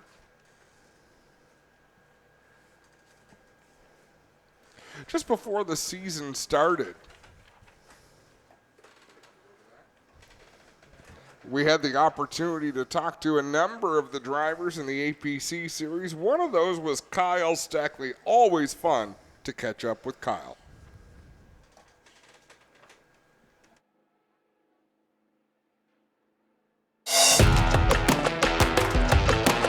Well, Kyle, you're coming off another season with just monster success. How do you keep that ball rolling? Yeah, I mean, I think everyone's chasing after the APC 22 car, which is cool, but I mean, we got to keep working at it. We can't just take it lightly because I know everyone else in the series is working hard and improving their stuff nonstop. So I think we just got to stay at it, stay hungry, and keep building off what we have created over the past couple of years. And I mean, we've still got a great group behind us and just got to keep putting in the work each and every week and making sure we go to the track 100% prepared with everything else I'm doing and, try and keep building our program up here in Ontario. Are you comfortable with that role, sort of being the one everyone's gunning for? Yeah, I mean, I think it's cool. I think, it happened quickly because I kind of was the new guy. And then fortunately we had a lot of success pretty quickly. So, I mean, it's kind of all happened really quick, but, there's a lot of talent in the APC series, and I don't really feel that way. I mean, I think that there's a lot of other guys out there that could be the number one guy this year, and I try and stay humble that way. And even though we have had success, we still got to go out there and perform and beat the 20 other cars that are going to be there every week. So it's not easy, and I'm going to keep putting in the work to try and stay on top, but time will tell. What's a highlight? What's the most memorable thing you can look back on? Whether it was mini stock racing, doesn't matter what it was. What do you look back on and have the happiest thoughts about? Yeah, definitely my APC debut at Flamborough. Just being able to go out in the first APC race I competed in and actually win was super special. And just the whole day, I mean, my dad was racing with the NASCAR Pinty Series at the time, and he was gone for practice and qualifying, so I was doing my own tires. And we had a bunch of the guys round up, and the cars just played out right. I remember riding in third with about 40 or 50 to go there, and Brandon Watson and Matt Pritico were both pretty far out. And I was just happy in third. I thought this is going to be a great debut, and then we got a caution with 25 to go, and they got to beating and banging, and their hole open. And I'll always remember that moment, making it 3 wide for a minute there, and getting under Brandon Watson, the winningest driver in the APC series, and being able to drive away and win. That was a surreal night for sure. Now, is that a high that you keep chasing, or just happy to have that memory and you'll find the next victory where it comes? I think you're always chasing that, but I mean, I don't know if I've had that since that moment because it was a first and it was such a big deal to me. But I've obviously had a lot of success since then, and you got to take every high as a huge step and build off that and enjoy those moments. That was quite the night, and he had made his late model debut at Flamborough that year, and I don't get down to Flamborough to watch a whole bunch of late model racing other than the APC stuff, but you had heard, oh, wow, Kyle's doing really well. Kyle's doing really well. It's like, okay, well, let's see how he does when all the cats are in town. Right. And let me tell you, he was the boss tabby that night, so to speak. Got that late caution and then took him to the woodshed. And it's like, okay, well, maybe this kid's for real. He's only been racing in this series a very short amount of times, and the numbers that he has built up in that time are just mind-blowing. He's number 3 all-time in the wins list, only a couple behind J.R. Fitzpatrick. 2 championships to his name in, 3-4 full-time seasons? But, and what amazes me, and he mentioned it in the interview, his dad wasn't there. He was like, oh, well, big deal. Kai Stuckley's run Daytona. He hadn't at that point. No. He was a kid. He was a 18-year-old kid in his first season of late model racing against, the Josh Stottys and the Shea Gemmels and the J.R. Fitzpatricks and Pritico and, a lot of big names. And he beat him that night. And to go out there without your mentor, he's got a lot of support around him and a lot of confidence. But that was a neat part of the story as well. That was a great night for Kyle, and he's doing a great job representing Canadian motorsports. We're so lucky with the caliber of people we have in our series. You can put a microphone in front of almost any one of them, and they'll be able to articulate what they're going through today and be appreciative of the people that have spent their money to come and watch them compete. They really get it. Yeah, and, obviously being from a second generation of racing family helps. We've talked about the Shaw lineage and just how it gets passed along. And then you see, and I come back to one of our DELCO competitors, Ryan Dyson. I mean, there's a guy who had no family support. He had family support, but family support that had been watching from the top of the hill for years and didn't know how to turn wrenches. And you get somebody that first generation who can do something like that's pretty cool. And having that advantage of a second generation, his dad's in the Canadian Motorsports Hall of Fame. He's a legend, and Kyle has filled those footsteps for sure. Yeah, I think Kyle's well on his way to having a career that I don't know that it matches Dad's. I don't know that it won't far surpass his dad's. The sky is the limit. He's got the right supports around him, and good for him. And his success in the States, it's proud Canadian moment to watch how he does in the U.S. And same thing with Trayton Lapsovich picking up his first ARCA win a couple weeks ago in Berlin. Pretty cool to see those youngsters succeeding south of the border because a lot of guys have taken cracks at it. I mean, J.R. Fitzpatrick. He took a crack at it for a couple years, and it's tough to do. No matter what they do and where they do it, they learned it right here. Exactly. At Delaware Speedway, at Flamborough Speedway. I remember J.R. Fitzpatrick in the junior car, the Chips Ahoy purple machine, lining up beside Dad at autograph session, and another kid, Chase Pinsino, doing well down south. So good to see. I saw that he raced at Five Flags Speedway this week, Chase Pinsino. How warm would it be to go racing in Florida this week? She would be hot for the fat fellas, let me tell you that. Oof. So this is going to be a lot of fun today. And while we've got a moment, our heartfelt condolences and thoughts go out to the Caddio family. Peter Caddio passed away yesterday. Our thoughts are with his widow, Rose, Robin, his daughter. Peter was one of Tony Novotny's right-hand men when it came to timing and scoring. Right from day one. There was him, Louie, and Tony were pretty much inseparable. He was a fixture with Tony Novotny, fixture with the CASCAR Super Series, had a career with the NASCAR Series when they came about. And I know at the time when I was doing a lot of writing back then, when magazines were a thing, that's where you got your information. If you didn't know something about something that happened in a past race, you just called Peter because he had it on file somewhere. He wouldn't tell you what happened, though. He would tell you why it happened, how it happened, when it happened, and what they did about it afterwards to make sure it didn't happen again. It was pretty cool the way the thought process worked.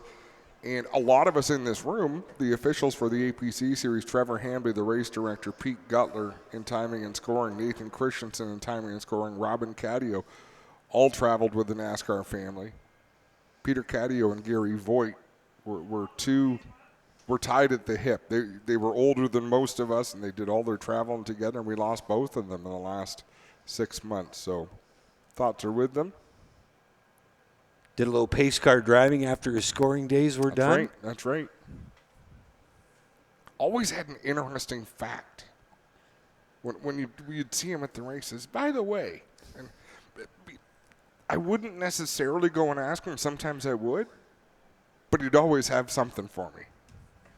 Yeah, it was a pleasure to see him. There's just, when you go to the racetrack as much as you and I have done, 30 plus years of doing this, you just kind of look forward to seeing those people every single week. It's a head scratcher to me because I look at people who were old when we were, Jamie, we were kids. We were teenagers, I think, when we met. And they're still at the track and they're still old, and we're catching up way faster. I will never forget, there was 5 of us sitting at a table in Niagara Falls, New York. And we all did okay, I think, in motorsports as far as, either a part-time job or somewhat of a career. There was Ryan Coniam, Ryan Hunsinger, you, myself, and Junior Farley. Okay. Over drinking all of Harry Macy's Bud Light and and eating all his pizza at the indoor midget races. And when Junior Farley won last year at Sunset, it really brought back the memory of that night. And I thought, you know what, we all turned out kind of okay. And it was such a party. I thought you were going to add Rob Howden to the list. Like, from an announcer standpoint, he was always at those events. They were such cool events in the wintertime. It was elbows up racing. It was as physical as you could possibly get behind the wheel of a race car. So it got ugly sometimes. Yeah, it was like the chili bowl on a hard surface, really. But afterwards, once you went across the street to the hotel, the pizza was all laid out. We're talking about cases and cases of beer. Nobody got charged a dime for the beer. It was just let's all have a good time, be together, and we'll look forward to seeing you again. There was 3 shows every winter, and I think they went to 4 for a little bit. They did have 4. A lot of London flavor. Mark Samet used to do battle down there.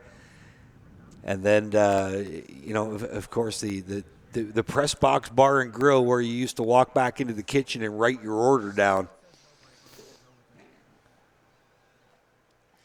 That was always good. They'd tape the $5 bills up to the wall. I don't think that place is there anymore. It is not. I used to get the porterhouse steak for like $8. And they used to take Canadian money at par for booze. Race fans, ladies and gentlemen, members of our racing family. Today we gather not only to celebrate the thrill of competition, but to honor the life and legacy of a man whose passion for motorsports left a permanent mark on this racetrack and its community.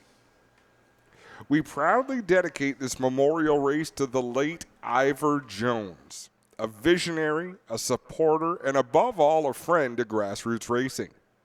In 1981, Ivor co-founded Canusa APC Auto Parts Centers alongside Steve Drake, a venture that would grow into a cornerstone of the Canadian automotive industry. But beyond business, Ivor's heart was always at the racetrack. Since the early 1990s, Ivor was a steadfast supporter of Delaware Speedway, championing the spirit of local racing and the drivers who make it great. In 2021, he took that commitment even further by becoming a partner in the ownership group of this very speedway, ensuring its future for generations to come. His legacy lives on in the drivers he believed in and proudly sponsored, many of whom are racing here today, including Kyle Steckley, Shay Gemmel, Josh Stoddy, Jonathan Arts, Jamie Cox, Steve Book, and Doug Stewart. Ivor's impact was not just measured in laps or checkered flags, but in the community he helped build and the dreams he helped fuel. So as the engines roar to life here tonight and the green flag waves, let us race with the same passion and purpose that Ivor brought to every corner of this racetrack. This one's for you, Ivor. Thank you for everything. Well, guys, we're down here behind the VIP tower, and we've got a great crowd of family and friends here with us. Luke, you got to come in and pull the sheet off. Someone's got to do this big reveal. We are going to do a great thing here. We are going to dedicate the VIP tower here. Reach in and pull it out. Jack, you're right in front of it there. We're going to dedicate the tower today in memory of Ivor. So the tower now will be known as, pull it off there, it'll be a Ivor Jones VIP lounge. How about a hand, everybody? Ivor was amazing for what he did for all the racers here in Ontario, and what a great guy he was. We will definitely keep our hearts thinking about Ivor.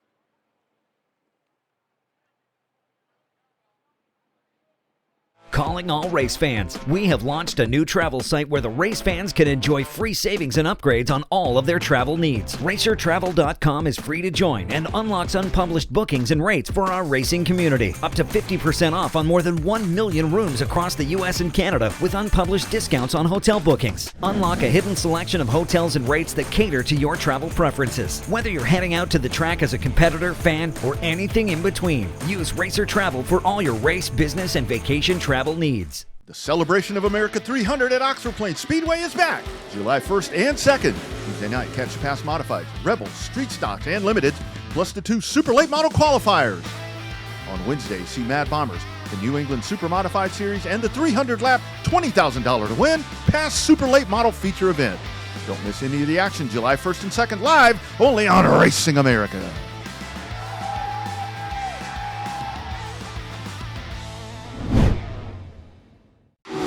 To the home of all race fans, Racing America, live short track racing. Looking for the green flag, and the Snowball Derby is underway. Exclusive NASCAR Cup team content. Enjoy competing with your teammates. We already know. Behind the scenes access. Great car, puts on a great show. I'm excited for that. Claim your front row seat to watch the excitement. Mission accomplished. And drama. Car lifts up in the air. From grassroots to NASCAR. Join us at the home for race fans everywhere. You're watching Racing America right here on Racing America. Racing America. It's in our DNA.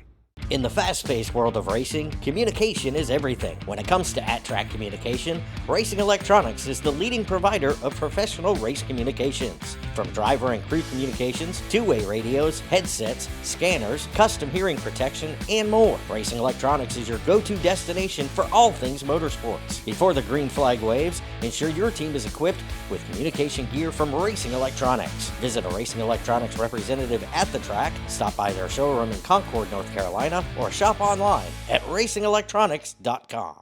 The My Race Pass app is your motorsports headquarters on race night. With over 800 organizations across multiple forms of motorsports, you'll always have the information you need in the palm of your hand. Race day information with official entries, lineups, live timing and drag racing timing slips, official results, point standings, announcer audio, fantasy racing, and so much more. Don't be left in the dark on race night. Download the My Race Pass app today in Google Play and the App Store. My Race Pass, the ultimate racing resource. Welcome back to Delaware Speedway. We are one step closer to getting things underway with the AC DELCO 100 on a beautiful Saturday evening. We want to thank all you fans for showing up. We want to thank everyone for watching on Racing America. Should be a fantastic night of racing.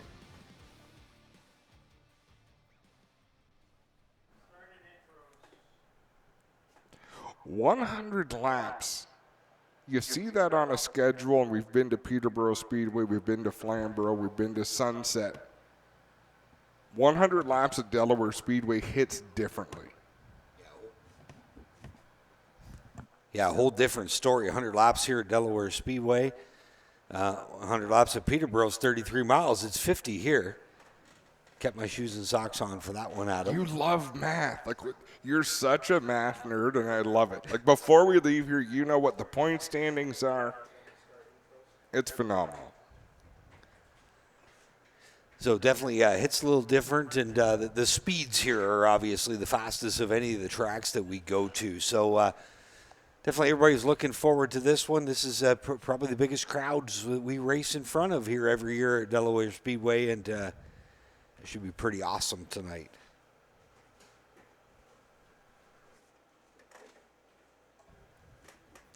Clinton Jeffrey is going to be busy. This track is the most conducive of all the places we go to have a great infield reporter, have someone who can chase all the action. We've got a live pit lane, and there's a reason why his waistline looks like it does, Jamie, and our waistlines look like ours do. I can swivel. This chair swivels. Like, there's got to be some core involved in that, but he hauls up and down pit lane. Definitely gets a money's worth out of his Nikes, that's for sure. Just waiting for the go-ahead to introduce the starting grid for this evening's race.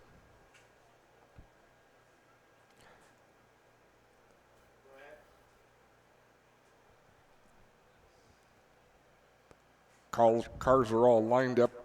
Reminds me of the old ASA days.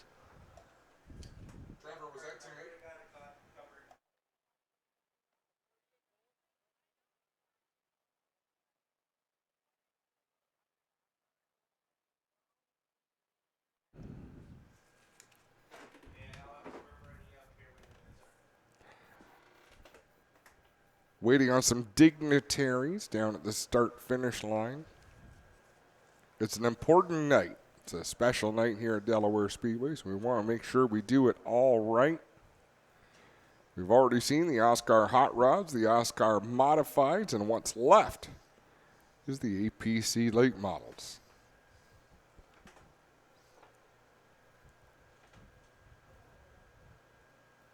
We had our pace car driver. Well, we had a little intermission last night. Gary Adrianson wheeling that pace car around here and said it's got a bad push to it.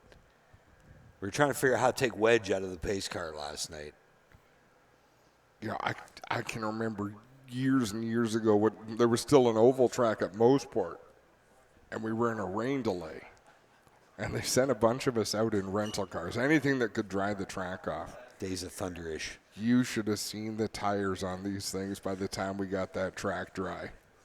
Like the wear on, you couldn't have possibly driven them back to the rental place because they're all worn because all we're doing is turning left. Left sides look pretty good. The right side's not much left. I missed that place. You know, it may have been a weird-shaped oval, but it was always produced great racing. It was ugly. The pits were nasty. I don't know what it was about the dirt in the pits, but when you drive through there, if you weren't in the high rent district and, you know, where the late models parked, and we weren't because we were the vintage modifieds, we were traveling, so we're in the grass end down in turn number 1. You go through this dirt area, and it's just a cloud of dust you can't see through, and it's stuck to everything. And it was a weird racetrack, but it was a lot of fun. Well, they originally made it a dirt track, and then the World Outlaws showed up, and stones started flying everywhere, and we better pave this before we get a lawsuit. Yep, you're absolutely right. I want to say that was back in the 1980s. 84, I believe it opened. And, yeah, I definitely missed that place. It was always, it just never drew for some reason. I'm not sure why. But you know, there was nothing better than going to the road course for Saturday to watch qualifying and support races. And then, what are you doing tonight? Yeah, you guys consider the campfire. I'm going to watch some more racing. They did have some of the best King of the Hill events ever at that place. Did they have minivans in it, though? So we had 2 minivans paired up here last night racing for $80. The guy who won the overall King of the Hill got a trophy. I've already got donors lining money up for the last King of the Hill at Delaware Speedway this year. Nice. Only if we get minivans out. SUVs don't cut it. We had a Pontiac Vibe go 2 rounds last night. Nice. Have we had electric vehicles? We did once. How'd that go? He hole-shotted a Corvette. Right. Then the Corvette got going. Okay. And the safety crew not real keen on having to put out a Tesla fire. So that's kind of the... Listen, they don't get to choose. So sorry, that's not the type of fire I attend. Please call me next time. All right, guys, we're ready. Race fans, let's meet the starting lineup for the AC DELCO 100. Starting 18th from Innisfil, the Mobile 1 Connell's Construction Aurelia Metal Fabrication number 2. Kendra Adams.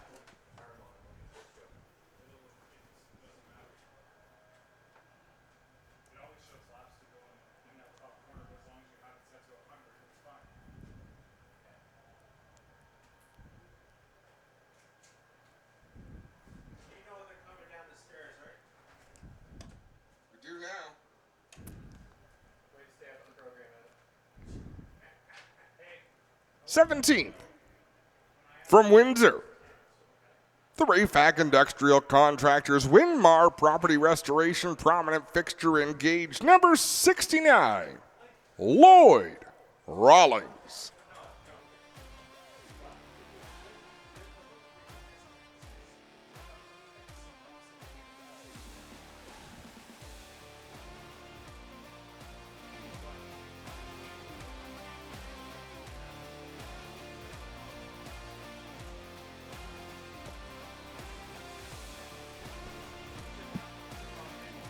On the outside of row 8, he's from Hamilton, Ontario, and the Bennett Construction Group, Platinum One Contracting, Streamline Racing Products, Van Dorn Racing Development, number 51, Lights Out, Mike Bentley.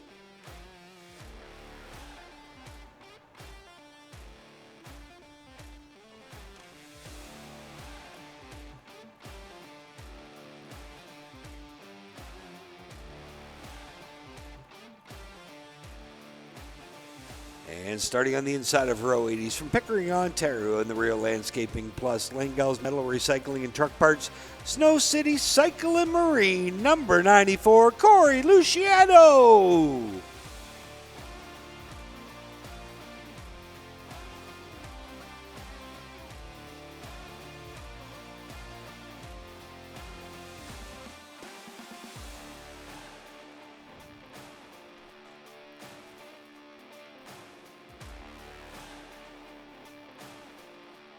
Starting 14th from Durham, the NTN BCA Bearings number 71, Corey McAllister.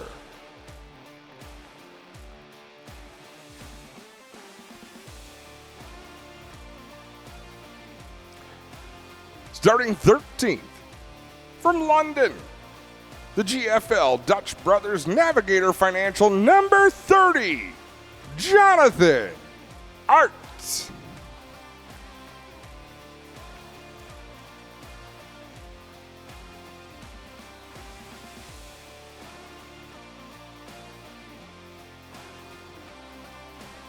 On the outside of row 6, he's from Morelia in the HumberviewParts.ca. Holdaway Automotive, number 41. Put those hands together for Taylor Holdaway.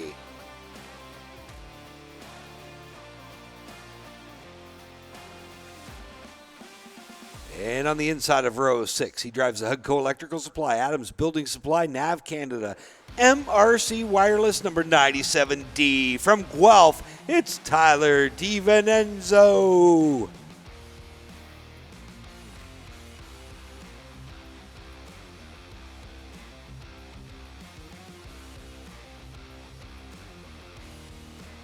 And now, race fans, your top 10. Starting in 10th, outside row number 5 from Guelph, the Burn Apparel, Onyx Hose and Tube, Epic Raceware, RMP Metalworks, number 72, Junior Farley.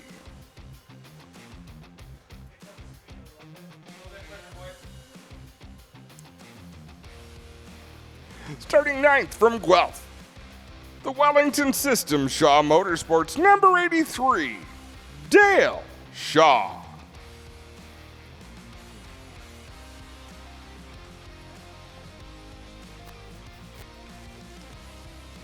On the outside of row 4 in the Just Foam It, Stage It with Style, Spyro Fire Protection number 18 from Orangeville.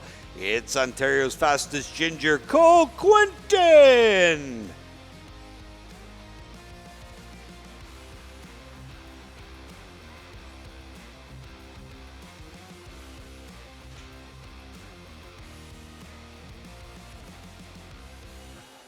And on the inside of row 4, he drives the Liuna JR, sponsored number 30. Two-time Delaware Speedway late model champ, Ray Morneau.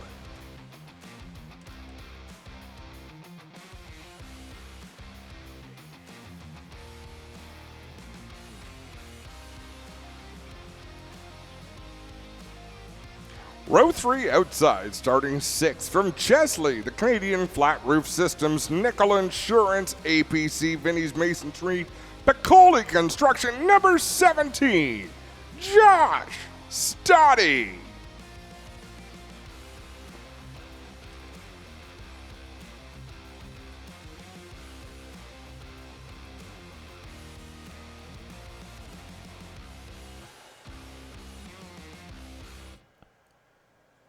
Starting 5th from Mount Bridges, the Pride Seeds, Vibrant Farms, Raptor Filters, Cameron Crane, Connell Construction, number 52, Jake Sheridan.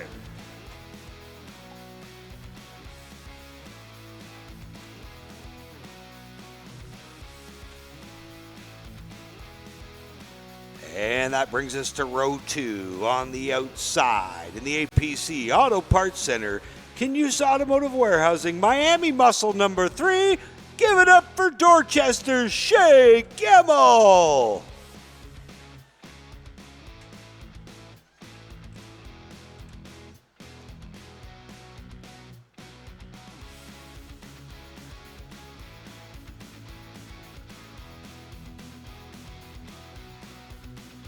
And on the inside of row 2, he drives the Elite Property Group's Discount Auto Part Depot and Supply number 78.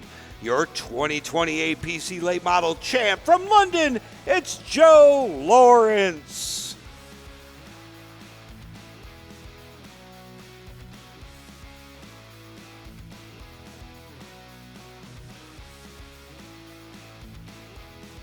And now, race fans, to your front row, the outside of row number 1, starting 2nd from Kilworth, the Domus Developments, H&N Roofing, Southwest Property Care, Vienna Dental, Glencoe Auto Recyclers, number 19, Connor Pritico.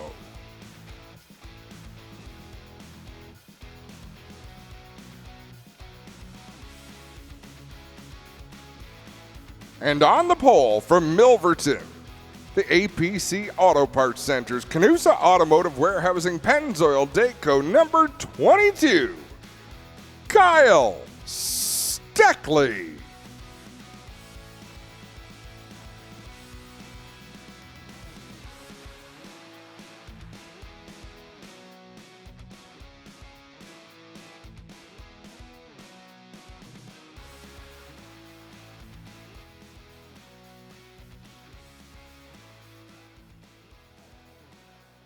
That is your starting lineup for the AC DELCO 100. Wow, tonight's 50-50 total is $1,895. And we got a winning number. Those of you in attendance, white ticket, black trim, 012134, sorry, 01213940. That's 01213940. You can collect your prize at the souvenir stand. We're going to take a break on Racing America. When we come back, it'll soon be time for the most famous words in motorsport.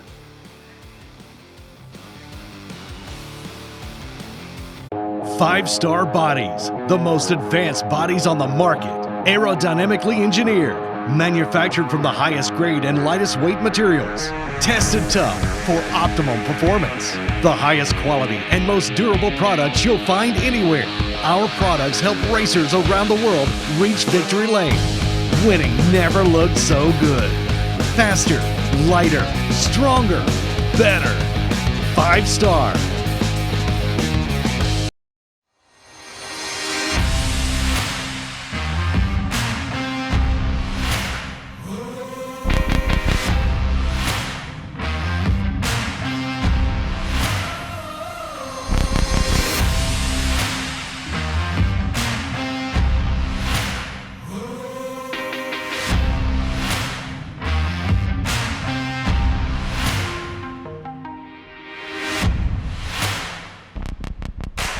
Celebration of America 300 at Oxford Plains Speedway is back July 1st and 2nd. Tuesday night, catch the past modifieds, Rebels, Street Stocks, and Limiteds, plus the 2 Super Late Model qualifiers. On Wednesday, see Mad Bombers, the New England Super Modified Series, and the 300-lap $20,000 to win past Super Late Model feature event. Don't miss any of the action July 1st and 2nd live, only on Racing America.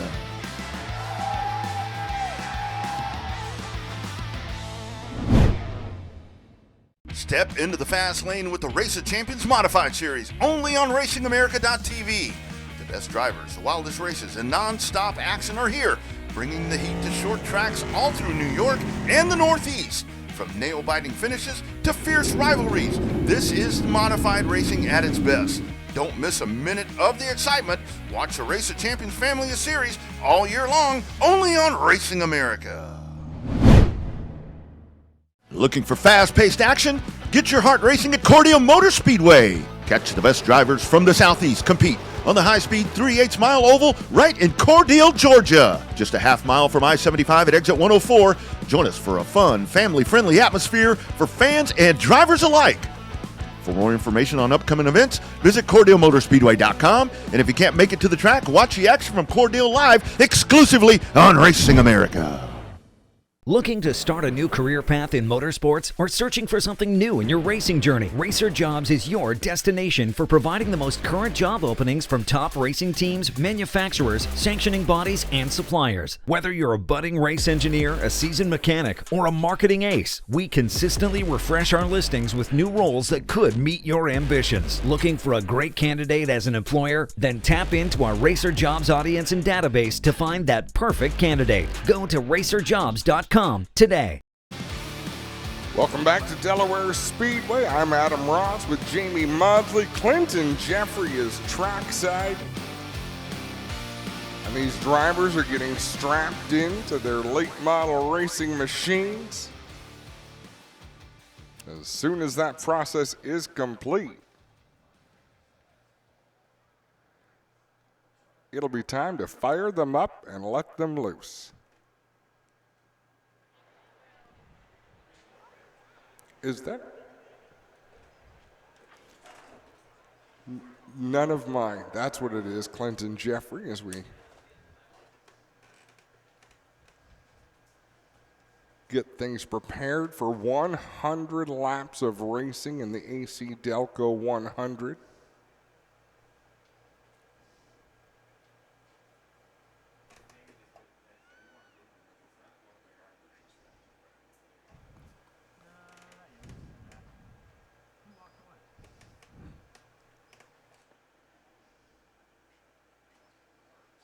So again, a beautiful night here at Delaware Speedway as we get ready for this AC DELCO Canada Day Classic 100 in the memory of Ivor Jones. Great field of campers out behind the Speedway here tonight. There you see one of the competitors getting buckled in. I believe that's Cole Quinton. Now, you raced last night, Jamie, or there was a race last night here at Delaware Speedway. There was a race last night at Ashwegan Speedway where I worked.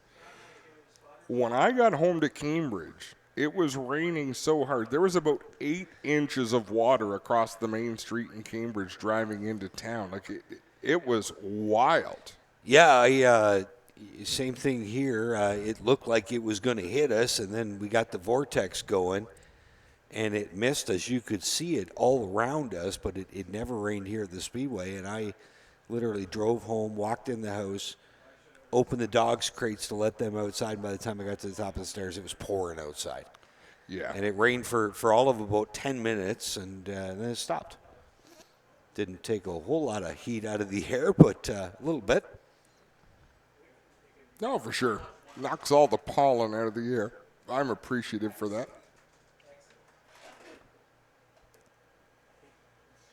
So again, we look up and down the front straightaway, just one or two drivers still getting the final touches. Got to note that one of our drivers is enjoying some steak and whiskey. One of our DELCO drivers, Lane Zardo, watching at home. He had a great run last night. It was a fabulous race between him and Carson Nagy. Zardo got out front early. Race number 2 of the DELCO Super Stock Series. He got out front early, and then Carson Nagy, about 10 laps went after him. A little bit of bumping and banging. They got a little bit physical, nothing dirty. Just Carson finally got him moved up out of the way and captured his second straight DELCO victory. So he leads the point standings there heading into race number 3, which will be in a couple weeks at Flamborough Speedway. And last time at Flamborough Speedway, Lane Zardo joined us on the broadcast team. Me and Kevin Small and Lane, he did a great job. Yeah, it did so. And here's the interesting stat about the DELCO series. We've had 100 laps so far this year. 0 cautions. That doesn't surprise me one bit. What Lane should know better than is to talk about eating steaks on a race night. He's seen what Clinton feeds us. Ground up steak. So that kind of braggery is not acceptable. I'm just jealous. But a good show last night. Chenoweth struggled last night. Ran 8th, 7th most of the night. Made a late charge, but definitely didn't have the speed in that 89C that we normally see with him, that we saw at Peterborough anyways. Nick Ramsey ran well last night. Definitely a tough crowd at the top of the DELCO standings, and we'll get back to them, obviously, in a couple weeks at Flamborough for round number 3. It's fast tonight, Chenoweth is. It's going to the Super League down at another racetrack. Maybe he didn't want to climb the hill here at Delaware. Could be a possibility. He could have heard there was going to be stairs involved with the driver introductions and put his foot down. My favorite Chenoweth line of all time, though, was the night he had to run the DELCO and the late model in the same night. And one of the infield pit reporters said, "What'd you do to get ready for tonight?" He said, "I went to the gym this morning." He said, "Looked in the windows." Clinton Jeffrey is trackside. It is time to get things underway. Thanks a lot, guys. We have our friends from AC DELCO here ready to get going, the AC DELCO 100. Are you guys ready? Ready. All right. Give it to us loud. 3, 2, 1. Drivers, start your engines! Great job, guys. They are ready to go. The cars fire up, and we are about ready to pull off. Jamie, let's talk quickly how the track will change as the sun goes down and the night cools off here. A lot of tracks are temperature sensitive. Adam, for example, like Charlotte Motor Speedway, very temperature sensitive. Michigan Speedway. Of all the tracks we go to in Ontario, I think this could be the one that will tighten up more than every other track. It's a combination of the asphalt and the concretes in the corners, and this track will really tighten up. So you might not have the best car at the start of the race, but if it cools off just a bit, that car might come to you. We'll see who's got the short run car tonight, who's got the long run car, and what they never talk about, who's got the medium run car here tonight. Well, we're going to find out in just a few minutes, I believe, Jamie.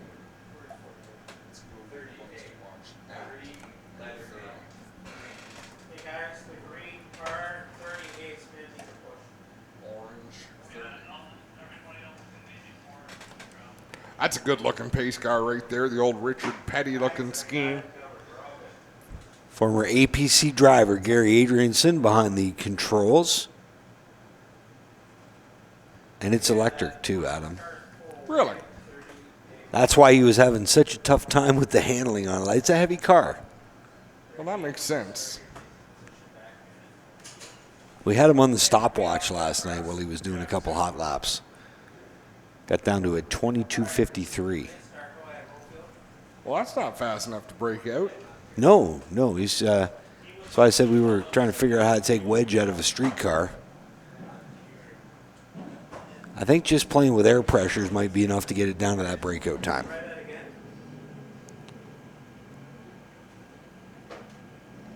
I'm hearing one car might need a push to get going.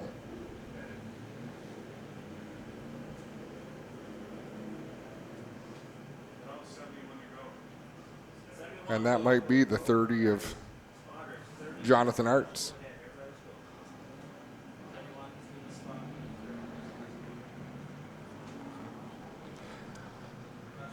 Every race, we have a special focus on the ones to watch. And tonight, Jamie, we focus on a couple of former track champions. Ray Morneau is one of our Stewart's Equipment ones to watch, the Laguna number 30. The other one to watch, he's starting up front. The number 19 of Connor Pritico, track record holder, former track champion. He's got a great Canadian win to his record as well here at Delaware Speedway. And they donated the entire check that night to the London Children's Hospital. Yeah, I remember that. Connor Pritico, he's a younger cousin of Matt Pritico, former series champ. And just Class A peoples. It's amazing to think about some of the drivers who have come and gone from this series, and some of those who are with the series now are connected, some of the drivers from the past, but there's been a lot of talented wheelmen and women. See, Production, see if you can get a shot of the group right in front of the tower. You got to see what happens when we do this. We were talking about Ray Morneau being one of the ones to watch. Where's the Ray Morneau fans out there? Per person, they make more noise than any other fan base here. Like, they might only bring 15 of them, but it sounds like 150. Well, when is their Pack the Stands night? It was, I believe it was last Friday night or 2 Friday nights ago, and they had a pretty healthy crowd down in Turn 1, but you couldn't hear them as well as you can when they're sitting right in front of the grandstand. That makes sense. Race fans, grab your programs, grab your hat, grab your chair, whatever's nearby. Give these drivers a wave. They will be waving back. It's one of the finest pro late model drivers in the province getting all set to go here tonight. Beautiful night for racing. The weather forecast was a little suspect this week for what was going to go on this weekend, but as you can see, we have defeated Mother Nature. Yeah, kind of cool. We're doing this race in the memory of Ivor Jones. I got to know him here through the Speedway over the years. Definitely a big supporter, as you mentioned during that read earlier tonight. Definitely missed. His father started Bob Jones Auto Supply in London, and then Ivor and Steve Drake started the Auto Parts Center. It's grown to over 40 stores, title sponsor of the and Ivor was always the back guy. Like, he didn't want to be out front of the camera. He got Luke Ramsey, marketing director, to do all the in front of the camera stuff. He was the guy behind the scenes, but a big supporter. He will be missed, and we're doing 100 laps tonight in Ivor's memory. So should be a good one. The AC Delco Canada Day Classic getting set to get underway. Pace car driver Gary Adrianson will throw that Oxford Dodge pace car down on pit road. Field in the hands of Kyle Steckley. He'll get the jump on Connor Pritico. Brings APC teammate Shea Gemmel with him on the top side. Good launch for Kyle Steckley up on the high side in that 22. Connor Pritico fighting hard with Shea Gemmel. They race side by side down into turn 3. Josh Stoddy will try to tuck into 4th. Now he shoots up the speedway just a bit, leaves the bottom open for Joe Lawrence. Jake Sheridan looked to go 3 wide. Now he'll tuck into line behind Lawrence, leaves the bottom open for Morneau. He's going to take a spin to the outside now. Shea Gemmel able to clear the Connor Pritico 19. Stoddy settled into the 4th spot. They're side by side for 5th, but Cole Quinton looks like he's going to clear Joe Lawrence and take on that 5th position. Steckley, Gemmel, Pritico. And you've got Stoddy, Cole Quinton in 5th, Jake the Snake Sheridan in 6th. We'll see if he can find his way back to victory lane. He is a former Canada Day winner and could be the only pair of father and sons who have won Canada Day here at Delaware Speedway. Sitting 6th right now. A little deeper in the field, they were 3 wide momentarily in 3 and 4. Corey Luciano was on the inside. Tyler DiVincenzo was involved, so was Corey McAllister. But back at the front, Kyle Steckley out in front. Shea Gemmel just a car length and a half behind the leader, and you can see some of these cars aren't quite handling the way the drivers want them, able to stick to the inside, and that's opening the doors for the competitors. The door that's opened a little deeper in the pack.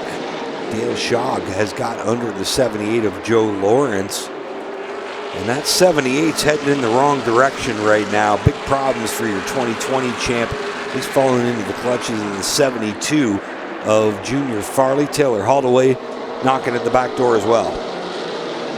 And Joe Lawrence just struggling to keep that car down. He can drive into the corner right where he wants to, but the car's just sliding up the racetrack a little bit. Might have a car that'll come to life later in the run, but up at the front, Kyle Steckley not able to pull away. Shea Gemmel is keeping pace with our race leader, so is Connor Pritico. Now, if your car's not handling now, you definitely want it to come to life as opposed to going the other way and getting worse. He has got his hands full, though, with Junior Farley up front. It's still Steckley and Gemmel. There you see battle deep in the field, like so Mike Bentley and Lloyd Rawlings from Sunny Windsor. Kendra Adams also in the mix. It's been a fun rookie battle this year with Kendra Adams and Corey McAllister. Do we have running standings for the Rookie of the Year title? I don't think they do. I believe it's just whoever's highest in the point standings.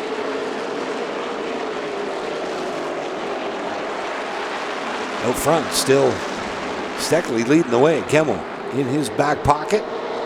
About 3 car lengths back, then it's Pritico, Stoddy, and the 18 of Cole Quinton out of Orangeville. The drivers I'm still going to keep an eye on. The 52 of Jake Sheridan, the 30 of Ray Morneau, 2 drivers who race here at Delaware Speedway with a lot of confidence. Right now they are not keeping pace with the top 5, but I expect they've got some tricks up their sleeves as this race rumbles on. And again, Sheridan, he's had as much success, if not more, than any other late model driver in the province the last month. In the last 3 weeks, he's got 2 Delaware Speedway feature wins as well as that Peterborough victory in round 3. Connor Pritico looking racy behind Shea Gemmel in that number 3. Gemmel's in the 3 car, holds down the 2nd spot. Connor Pritico's been showing a nose to the inside, not able to make a move yet. Josh Stoddy right behind them, rolling in the 4th position. Gemmel has fallen back about 4 car lengths from Steckley. Into the clutches of Connor Pritico. He's got to go. And Gemmel will hold him off down in 1 and 2 again.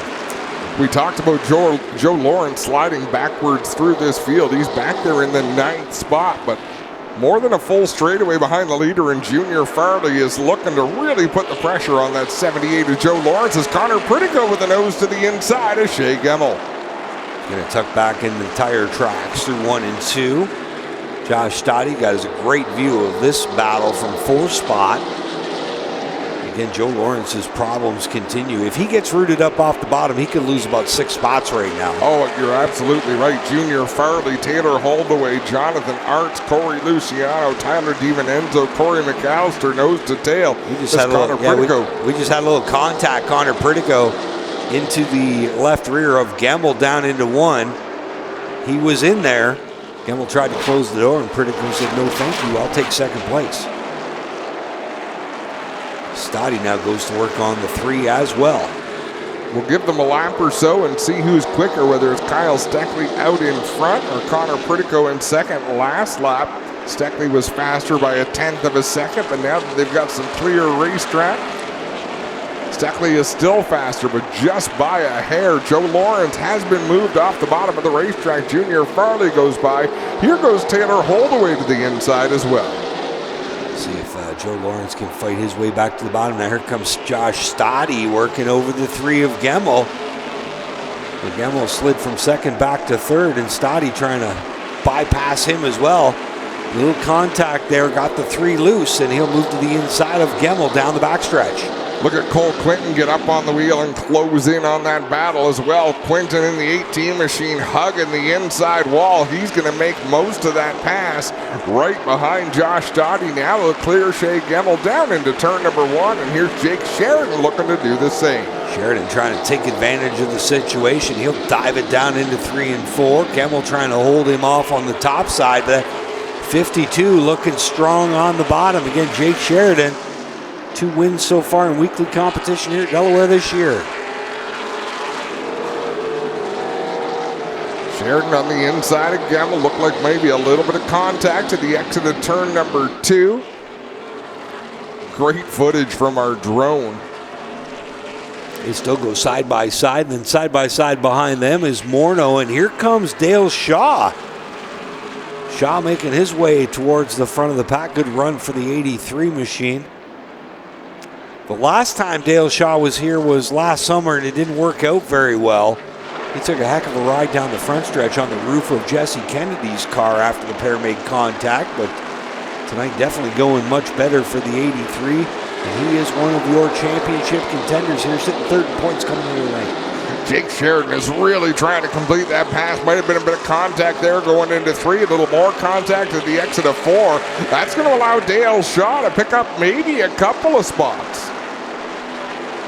Yeah, Shaw took advantage of it to the inside of the 52. They're going to drag race down into 3 and 4. You've got Dale Shaw on the bottom, the inaugural series champ, 2 career feature wins to his name.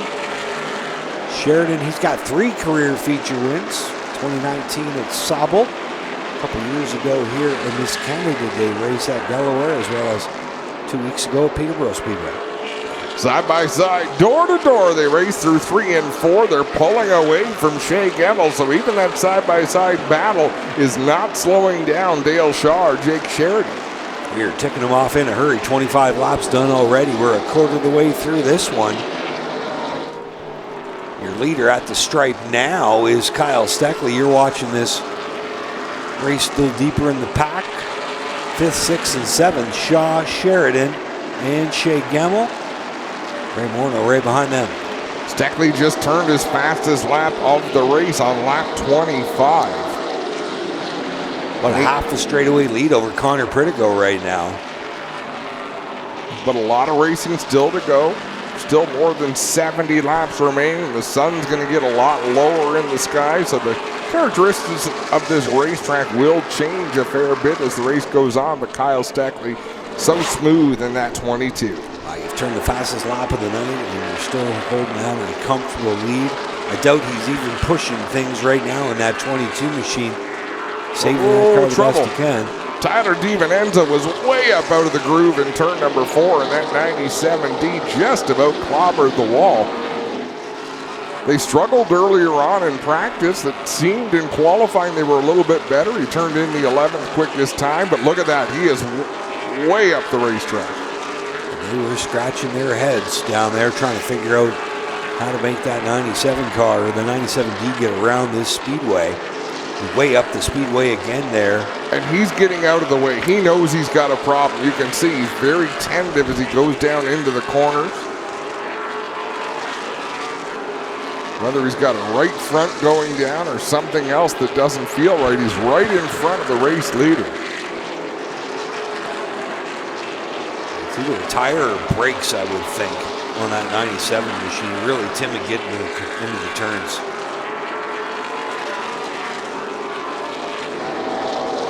Now that time he tried to drive in as deep as Steckley and again shot right up the speedway. There you see the battle between Sheridan and Gemmel still going on. This is the race for 6th spot. This is all going on almost a half a track behind your leader.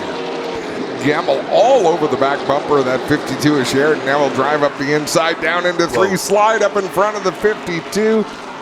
Sheridan had the opportunity to really jack up the 3 of Shea Gemmel. He did not take the opportunity. Morneau right there as well in the 30 machine. Great shot by Abby, our drone operator, out of turn 4 and down the front stretch. Gemmel leading the 52. That's again the race for 6th and 7th off turn 2 and down the Delaware Hill. Shea Gemmel in the 3 machine. Jake Sheridan in the 52. Ray Morneau in the 30. All running nose to tail as they exit turn number 4. 6th, 7th, and 8th position on the line. Don't look now, but I think that 19, if he's not gaining on the 22, he's definitely not losing any more ground, that's for sure.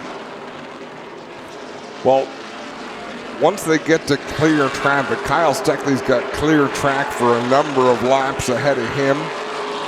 Connor Pritigo just has the 51 machine of Mike Bentley in front of him, and then he'll have clean racetrack, and that's really going to be the determining factor. Well, they just got around the 69 of Lloyd Rawlings. There's the 3 of Gemmel. He's now opened up a little bit of a gap now. Well, it looks like that 3 car is really coming to life now. Well, look at Dale Shaw. He was in that mix not long ago, and he's half a straightaway ahead of those. Dale Shaw runs in the 5th spot. He's looking Cole Quinton now. He's caught Quinton in the 18 machine. That'll be the race for 4th down in 3 and 4. Quinton holds the spot right now in the 18. Dale Shaw wants it off turn 4 into the stripe. Quinton will keep the spot, but Shaw's on the charge right now. Looks to be a little quicker. Jonathan Arndt in the 30 machine is down on pit road. They're looking at something right in the driver's window in the left front of that race car.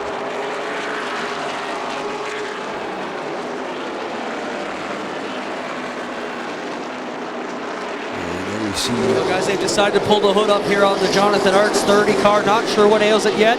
We'll jump back in as soon as we can find out. Shaw still working over Cole Quinton right now. This is going on. I gotta wonder, guys, it looks like a heating problem here. They're playing with the switches and they're pointing to the fan on the radiator here. So it looks like the rad fan may have failed. It's electric here, guys. And that usually wouldn't give you problems under green flag conditions. Normally that fan, as far as I know, Clinton, is to support it when you're under yellow to keep the air flowing. Yeah, I'm not sure. We'll try and get a word Oh, here. we got one around. Mike Bentley in turn 2 right in front of the Canusa Federated Auto Parts sign. Well, this will give us all a chance to catch our breath. We're nearly at the halfway mark. 41 laps in, 59 laps to go as we have a look at our GeForce TV replay. And Bentley was being overtaken there, got up out of the groove, and the car just didn't like it up there in the marbles. Great to see Mike Bentley making the trip to Delaware. Doesn't have a whole lot of starts here in that 51, but was a tough competitor and good to see him out. He's going to come down pit road. I would guess you're going to probably see the 78, the 97 also come down pit road. Kendra Adams going to duck down pit road, take advantage of this caution in that Mobile 1 number 2 machine. There is Mike Bentley. He didn't have to go too far, Clint. Well, it's always good when they come right to us. They're looking under the left rear here, making a air pressure adjustment on the Bentley 51. They've got the jack in hand, but don't see anybody working on it yet. I'm waiting to jump in with Pete Vanderwist to find out what happened to the Jonathan Arts 30 here, and they're right behind us. So maybe I can do that now, but they won't get off the radio. Pete, what do we know about the 30 car? We had a battery issue earlier, and we had to charge it up before qualifying. And I mean, the AC right now, the brake fans, I think it's just a little bit too much draw on the battery, and it's got us down there. So it was he thought it was overheating and something was breaking up in the motor, so we wanted to bring it in and just check it to be on the safe side. Everything's good. It's just we think we got a bad battery. So you're low on voltage, and that's affecting how the engine's running, right? Low on voltage? Correct. That's absolutely it. Thanks, Pete. Pete Vanderwist, lots of experience here. As pit road fills up, we'll get to work. Going under the rear of that 51 machine of Mike Bentley. And you see they're going to see what's going on in the Tyler DiVincenzo camp. Clint's got his hustle on tonight. He's digging. Well, they're up there to see what's happening with Jake Sheridan. Wow, there's a story. Between Jake Sheridan and Joe Lawrence, a couple of the big players on this series. Clint? A lot of damage here to right rear. Not a lot, but the body's pushed in. There has been contact on it. Paul Ginioli under the car here, looking under the right rear of the suspension here. You got Nick making an adjustment on the right front, but they're trying to see what's up here under the right rear.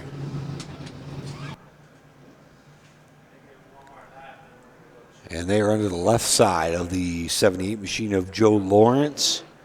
We figured we'd see him on pit road as soon as that yellow flew. That car was backsliding since the green flag came out. Yeah, they had their struggles, and they're going to work. The DiVincenzo 97D, the hood is up on that race car. Lots of work going on the Joe Lawrence 78 as well, making an air pressure adjustment on both the left sides. Going with the jack stands here on the right. We'll see what they go to work on, guys. And good to see Nate Spinks, one of the crew guys for the 97D out here. He took a tumble last Friday night, separated his shoulder in the dark, tripped over a trailer, and the text he sent to me said his shoulder was where his bicep would be. So he's in a sling down there, but he came to the racetrack tonight to help Tyler out. He said, the nice thing now is I don't have to turn any wrenches. I just tell everybody what to do. That might be the start of something special. Kendra Adams back to the racetrack. Tyler DiVincenzo back to the racetrack. Let's give you a rundown. Kyle Steckley is the race leader in the 22, and then it's the 19, Connor Pritico, 17, Josh Stoddy, Cole Quinton in the 18, and Dale Shaw in the 83. That is your top 5.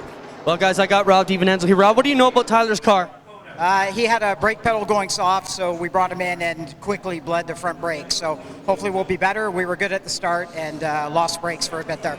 Thanks for your time. They're here, guys, from the DiVincenzo crew chief. Dad Rob says brake issue. They went to work on it, and they feel it's all right. Jonathan Arts back on pit road. Not sure if that means they're going to have to change a battery, but as Vanderwist told us, it was breaking down out there, so they're going to have to get some more power into the battery or the electrical system here to get this 30 back up to full song.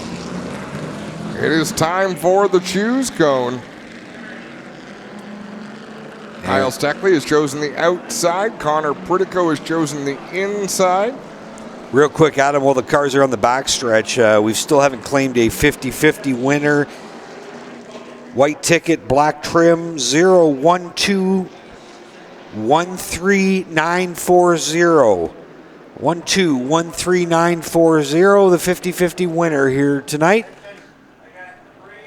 The choose process has been complete. Steckley taking the outside. Connor Pritico is going to get a restart on the inside here. And this is the paving and resurfacing of the track. This has totally changed everything. It was very rare in the past that you would see a driver pick the outside, but really the job they've done in the turns here and the new asphalt from a couple years ago has really improved the side-by-side racing. Guys aren't scared to take the top anymore. No, and that's a huge game changer. Makes the restarts a lot of fun to watch. You can get a good jump off the outside, kind of drive them downhill from there. And Steckley's really good here on the outside of being able to keep that guy pinned about the battlefield, the Prestone sign over there, and keep that guy on the inside pinned down. If he can get half a car length on you, he's usually got enough to stretch it out to a full car length by the end of the backstretch. But he's got Connor Pritico alongside. Connor Pritico very, very good at this racetrack as well. Row number 2, a couple of drivers not known for their prowess at Delaware Speedway, but are having really good runs, and that's Cole Quinton and Josh Stoddy. See what Stoddy can do from the outside. He's going to pull alongside Pritico. Pritico tries to do battle with Steckley, but Kyle Steckley squirts out front on his own. Stoddy trying to clear Cole Quinton down into turn number 3. Almost does, then slides up the racetrack. That allows Quinton to get to the inside. Shea Gamble looked like he was going to follow Josh Stoddy, and now he's had second thoughts. He'll run the bottom. Almost thought about going 3 wide down there in the middle of 1 and 2. You see your leaders starting to stretch it out. They've already separated themselves by a couple car lengths over that battle for third. There is that battle for third. The 18 of Quinton, the 17 of Stoddy. You've got the 3 of Gamble knocking at the door. Jake Sheridan starting to make his way back through the field. Already into the top 10. He's in that 10th spot. Joe Lawrence trying to come through with him as Tyler DiVincenzo in the 97 has more problems out there on the racetrack. He might be out of brakes. How about this battle between the 18 and the 17, though? Prime time Josh Stoddy on the high side. Ontario's fastest ginger, Cole Quinton down low. Little contact down the backstretch. Cole Quinton, I believe this is start number 3 here at Delaware Speedway. Josh Stoddy has been making regular appearances the last few years on Friday nights. We'll see him kind of once a month over the summer whenever they get a break in their schedule. Trying to build that Delaware notebook, and it's paying off for him right now. Yellow on the Speedway.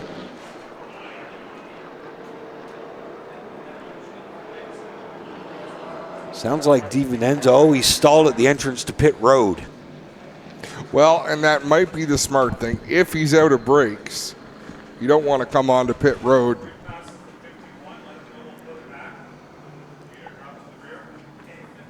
There was some good battling going on there. Dale Shaw had some sort of issue that last lap, got way up out of the groove in turns 3 and 4, or 1 and 2 rather. We see Tyler DiVincenzo being pushed down pit lane. Jake Sheridan up to 9th already after restarting at the back. Joe Lawrence in 12th. Lloyd Rawlings coming to pit road as well.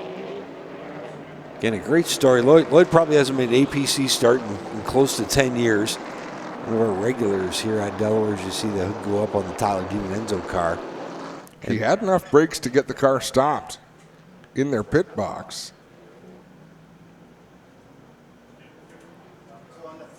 Great shot of the crew going under the hood. Now it's an electrical thing, guys. I don't see anybody looking near brakes or nothing. They're going after the ignition box here near the hood area, looking on the back side of the wires here through the firewall and trying to figure out what might ail it. Now they're telling him to crank it and see if he can get it to fire. So not a brake issue, guys, at this point anyways. Look at that. How diehard is that? Nate threw the sling off to get in there and help out. He's only one-handed right now, but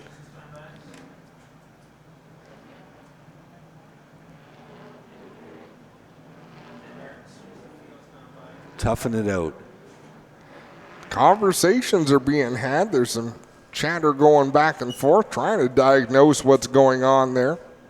So Rawlings has went back out onto the Speedway. The 30 of Jonathan Hart's back on pit road as well. 56 laps left to go in this one. Joe Lawrence just stopped here. They brought out the jack stands, and the jack took one quick look under it and waved them on. So not sure what the deal is with the 78. Now they're taking the air breather off of this DiVincenzo car, so maybe it's a fuel issue after. Boy, these guys just need to go swimming today. They're not having a great night. Clint, I think with the Joe Lawrence thing, they might have been looking to do some adjustments, and all of a sudden they saw the choose cone come out and thought, we better get going. One to go sign being going to be given this time by at the line. It's Steckley Pritico, Cole Quinton, and Josh Stoddy as they continue to work on that 97D of Tyler DiVincenzo. So, Clint, had the distributor come loose on the 97D? It looked good. Now they just gave it a shake there, but I didn't see it move. Now they're saying no fire by the sounds of it, so no ignition, I think, is the situation here. Is there gas in it? I believe they are, because they're stuck. I'm trying not to get in the way, but they keep going back to the electronics. They do have the air breather off. They looked in the carburetor, so that tells me it's visually sending fuel. And we're going back green, guys. We'll follow this one here on pit road. Good job by Steckley on the restart again. That half car length lead over Pritico. Connor Pritico trying to hang tough, but now he's got to worry about the 17. It's the Canadian Flat Roof Systems entry. Josh Stoddy taking a peek to the outside of Pritico off turn 4. Stoddy slides up just half a lane in the middle of 3 and 4. That allows Cole Quinton to get up the inside of him, and they'll race side by side through 1 and 2. Right behind him, another side by side is Ray Morneau and Shea Gemmell. Gemmell was looking to make it kind of 3 wide. He's in a bit of an awkward line there. They're going to make it 3 wide. They are going to go 3 wide. Is Gemmell going to split the middle? He kind of did. Stoddy was able to get away, though. Stoddy's car is just jumping a lane. He goes down into the corners, and the car jumps up the racetrack. How about Ray Morneau now up to 4th? And Stoddy in danger of falling out of the top 5. He's got Gemmell to his left. It looks like yellow out. Issue in turn number 2. It looks like Kendra Adams involved. Jonathan Art's involved. Adams is going to come down pit road in the Black Deuce.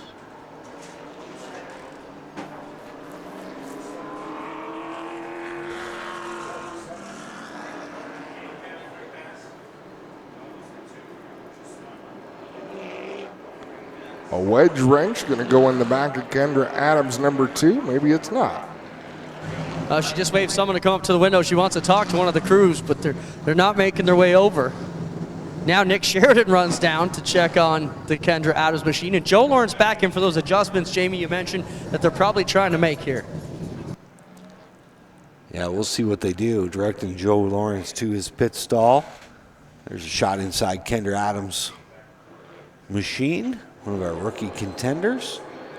So you got adjustments going in both the left and right rear, and they are also doing a right front air pressure adjustment here. Not sure what Nicky's doing. He just ran over there with a, oh, he's let some air out of that right rear for her. They're under the left side of Joe Lawrence's 78 machine.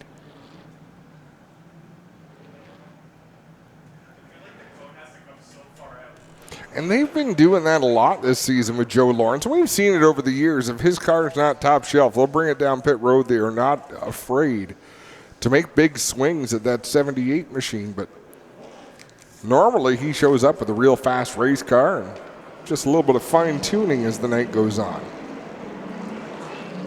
Joe has not had a special season like that 2021 where he won 4 out of 5 in the championship. I don't even know if he's been back to APC victory lane since then. I'm not sure if he has or not. He also gets busy here on Friday nights in bone stock competition. Driving one of his brother's fleet of cars. One to go sign being given to Kyle Steckley. And is this the restart that Connor Pritico puts it all together? We'll find out. in about 3/4 of a lap. And how about your sophomore driver, Cole Quinton, University of Waterloo engineering student. Again, not a lot of experience here at Delaware, but he's doesn't look out of place tonight at all. It's only a couple of months out from being a new intern with Joe Gibbs Racing. So that's going to be a great experience for the young man. They had one car they needed to get to the back of the longest line. I believe it's Corey McAllister. Corey in that NTNBC bearings machine. Beautiful looking car too. He came down last Friday night. We had a lot of visitors last Friday night, getting tuned up for this Saturday. Had a 70-lap special. McAllister was here, as was Kyle Steckley, Jake Sheridan. What was the significance of 70 laps? It was the Earl Ross Memorial last Friday night. So Lisa Vanderwall, Earl's daughter, waved the green flag. And it sounds like it's going to be a tradition every year, the Earl Ross Memorial Night. Very cool. Of course, Earl, the only Canadian ever to win a Cup race. But we've got a Canadian that won a truck race a few weeks ago, Adam. Stuart Friesen with the big win down at Michigan. Connor Pritico, he jumped the start and he knew it. He rolled out of the throttle to allow Kyle Steckley to get around the outside, but they're going to battle side by side down into turn 3. He's still hanging closer than he has all night on the restarts. The 22 has had it on kill. Connor Pritico tucks in the line behind him. Cole Quinton trying to close the deal on third. Him, Stoddy, and Gemmel, they've been going at it for a few restarts now. Quinton's going to get that spot. Shea Gemmel right behind him in that number 3. Gemmel at the chose the inside groove. It looks to be paying off for him right now. Ray Morneau is right behind him. Morneau, he's got Sheridan off his back spoiler. Morneau's got the 17 of Stoddy on the high side. Now the 52 of Sheridan is going to try to make the move as well. We'll see if Stoddy can get in line, and Sheridan's going to stick that nose in there. Sheridan up alongside that 17 machine as they race down the front straightaway. Stoddy will clear him down into turn 1, slide down in front, but again, just can't keep that car on the bottom of the racetrack. And Jake Sheridan drives to the inside. It is going to cost him. Sheridan and the 52 has the preferred groove through 3 and 4. Stoddy, a little push in the middle. Sheridan's going to try to capitalize. He's got half a car length at the start-finish line. Stoddy drives it in deep to 1 and 2, but Sheridan closes the deal down the Delaware Hill. Coming off of turn number 4, it's going to be the midway leader for Kyle Steckley, the McCall Racing midway leader.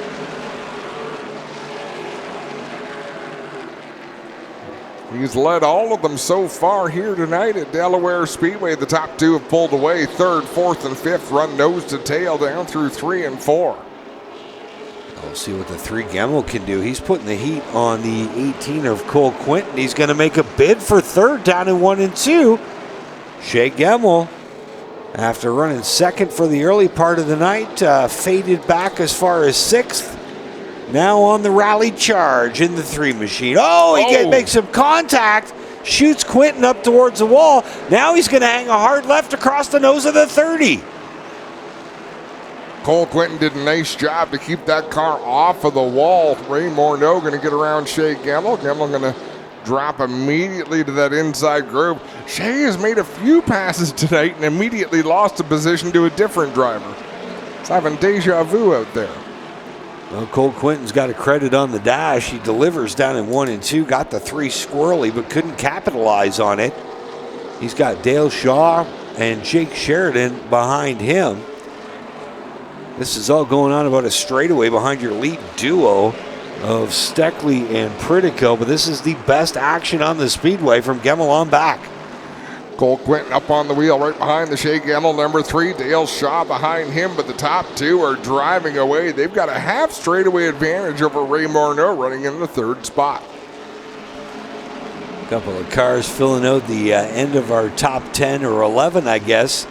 Taylor Holdaway, Junior Farley in 9th, Taylor Holdaway in 10th, Corey Luciano in 11th. Hey, good run for that 94 car here tonight. I was watching him just after that restart, really digging out there, running the outside. He's having a great drive just outside of the top 10. Connor Pritico just turned his fastest lap of the race. In fact, just turned the fastest lap of the race. The entire top 3 did. Hey, what makes that Luciano run even look even better? They had a delay getting to the track. They didn't even show. They missed the first set practice session, but they're digging on that 94, just knocking on the outside of the top 10 right now. And this is a tough sport. You think of the drivers we've seen over the years that have tried, struggled, and really never made it back. But Corey Luciano, good to see that they've come back. They've had their challenges, but he's going to get it. There's the battle out front. Steckley still holding serve. The 19 of Connor Pritico stalking the 22, but so far not able to get close enough to make a charge. 0.4 of a second, the gap between the two.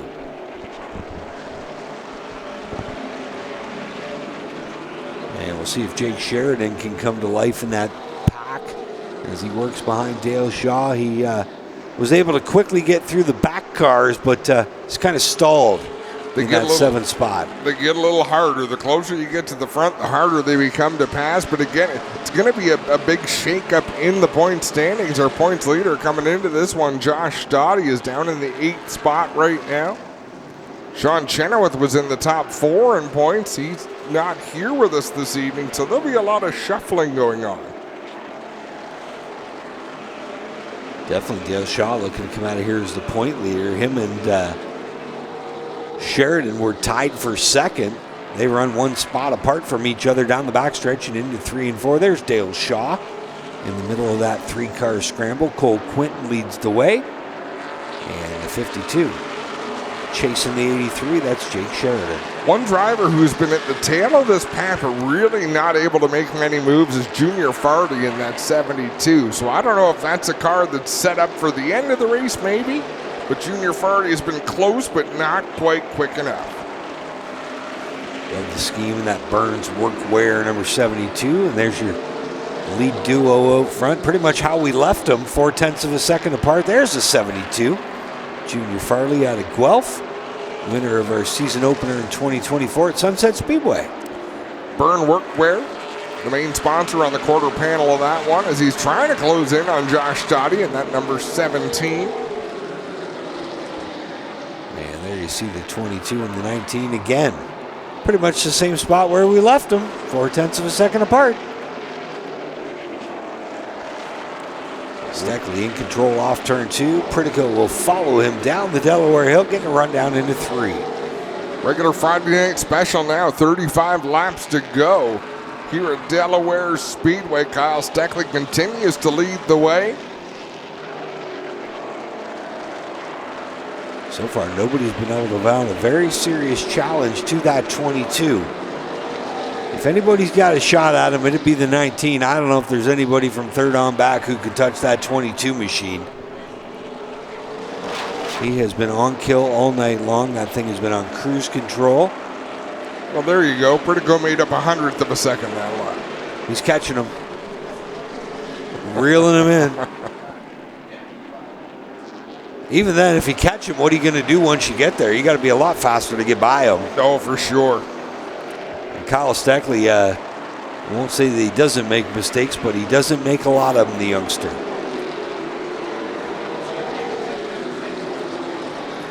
They've got a full straightaway over Ray Morneau in the 3rd spot in that number 30, Shea Gemmel. Not able to get within a couple of car lengths of the 30 of Morneau. And then Cole Quinton rides a few car lengths behind them, trying to hold off Dale Shaw in the 83. That's the best battle on the Speedway right now. The 18 of Cole Quinton holding down that 5th spot. Dale Shaw sits 6th. Still trying to solve the puzzle of that 18 and figure out a way to get by. Well, at the same time, he's got to play defense. 52 of Sheridan trying to pick up some spots here in the late going. Split screen action. There's leaders in the bottom right. Working through lap traffic. They're going to come up on Kendra Adams, and there's the battle again for 5th. Cole Quinton, Dale Shaw, Jake Sheridan, and the 17 of Stoddy. Connor Pritico right up on the back bumper of the race leader, Kyle Steckley. They'll come off at turn number 4. Pritico as close as he's been this entire race under green flag action. Well, if he's got anything for the 22, time to start showing it. 28 to go. They're coming up on Lloyd Rawlings out of sunny Windsor in the 69 machine.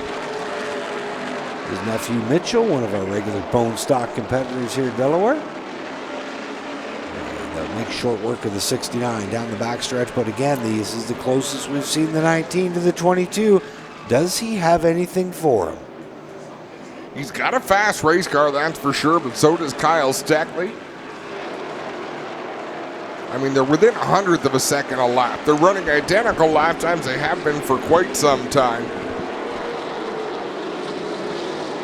It's the APC Pennzoil sponsored Kyle Steckley machine, still showing the way with 25 to go this time by. The Dumas development, number 19 of Connor Pritico, looking for feature win. Number 2 in the APC series. The only one came back Canada Day here at Delaware Speedway a couple years ago. All over the back of Kyle Steckley. Steckley up to the challenge so far, continuing to lead the way, holding an impressive line in that 22. Third place, Ray Morneau, a little more than a straightaway back. He's got a few car lengths over Shea Gemmel, and Gemmel has nearly half a straightaway over Cole Quinton in the 18. Obviously, for Morneau to be a factor, it would take a caution, but I don't even know if a caution would make him as competitive as those front 2 cars. They've pretty much been the class of the field since we dropped the green. No, you're right about that for sure. Cole Quinton holding off a train of cars. Dale Shaw in the 83, Jake Shear in the 52, Josh Stoddy in the 17, Junior Fardy in the 72. Taylor Holdaway isn't too far back either in the 41.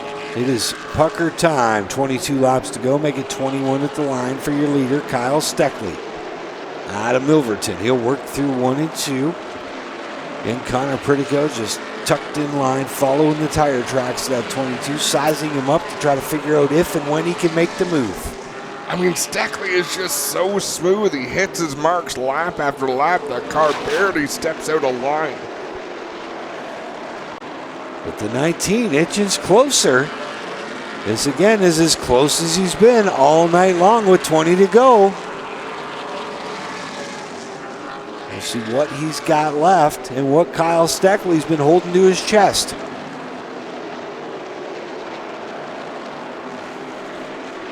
Off 2, down the backstretch, still Steckley leading Connor Pritico in the 19. Steckley, your 2-time APC champ. Connor Pritico, biggest racing title in his resume is the Delaware Speedway Championship from 2023, as we've got a battle down the front stretch now. Dale Shaw side by side with Jake the Snake Sheridan into 1. Battle for the 6th spot that at the strike Jake Sheridan had by just a hair. They're through 3 and 4. Shaw up top, Sheridan on the bottom. Stoddy right there waiting to pounce. Still side by side. Dale Shaw trying to keep Jake Sheridan down the racetrack the best he can. He'll pull down the back straightaway a little better than the 52. They're closing in on the 2 of Kendra Adams. Dale Shaw able to clear the 2 of Adams. Now Sheridan trying to do the same thing. He gave up a few car lengths to the 83 of Dale Shaw. 15 laps to go here at Delaware Speedway. That tough break for the 52 there, just didn't catch the lap traffic at the right time. Cost him a couple car lengths, is falling into the clutches of primetime Josh Stoddy. This again the race for 7th and 8th between Sheridan and Stoddy. A lot farther back than we expected these 2 competitors to be driving. Yellow is out.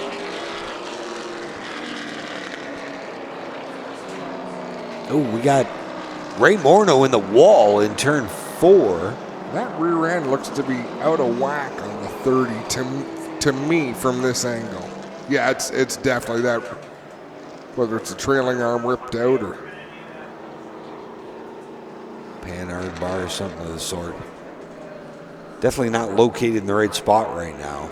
Came into this race with a lot of high hopes. Home track race, 100 laps. He thought that would give him a bit of an advantage, but advantage lost from mechanical failure. Going to see a replay from the speed shot. Wow, that was a pretty nice landing for Ray Morneau. Did a quick 360. Was it one or two 360s? And was able to bring that car to rest before he clobbered the concrete wall, but it's going to need to be picked up from the back end. Newby's towing service. Quickly out onto the track. Well, Dad Randy here talking to Daryl from Tech. Randy, what do you know? Something in the rear end broke. Thinking the left rear trailing arm or something like that. All right, thanks, Ray. And sorry, Randy. We appreciate the update on Ray, obviously. DiVincenzo back down on pit road. We got a couple other cars here. Kendra Adams and Bentley obviously out of this one. We'll watch how they hook this one up.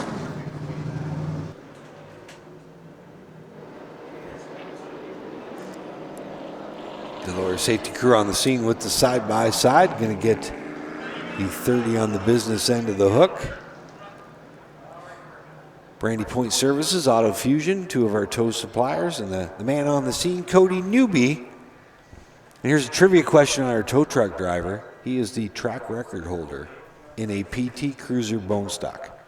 Really? I think he's the only one that's ever been out here, but so he holds the record.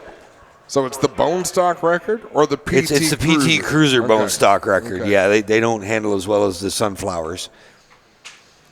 Red flag being displayed. They're going to take up most of the racetrack to get the Ray Morneau, number 30, hooked up. He was in a podium spot. He was looking to talk to Clinton Jeffrey at the end of the race, but not for another 15 laps or so. Yeah, you can see the rear end is out of the car. It is not centered or symmetrically here in the fender, as you can see. We'll get in with Ray in just a moment. Obviously, a bit dejected. Ray, left rear trailing arm. I don't know what's broke. They won't let me look at it. I don't really understand why, but yeah, it sucks. We were running good there. We were saving. We were just starting to pick it up there at the end. We were, I think we were in good shape. We had a caution. Unfortunately, we were at. All right, there you have it from Ray Morneau, guys. Tough break, and he wants to know what's wrong. But, of course, the towing crew wants him to hustle up, get back in so they can clear up the damage. We'll follow to pit road and see what we can find out. Huh, you never see drivers and interviewers and camera operators disagreeing with the track safety crew. Except every time. Yeah, we're not the favorites out here with our cameras because we go anywhere. But we got to bring the pictures, right? That's right, you got to bring the story. Clinton Jack bringing the people the story that they want to see. That's right. It wouldn't be an APC race if somebody wasn't yelling at us down here.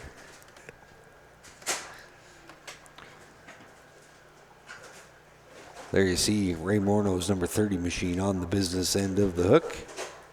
Definitely not the way they wanted to end tonight.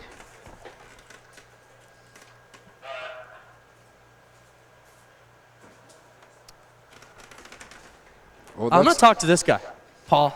Man, how do you stay sane at these races? It seems like you're helping out all these guys. What's been the hot story from your end today from the McCall Racing Enterprises team? The hot weather has been the topic of the day, but it's good to be out here with beautiful weather, no clouds in the sky, and most of the drivers have been pretty good for staying calm with the hot weather. We see you helping all teams. What's your official role or title here at these events?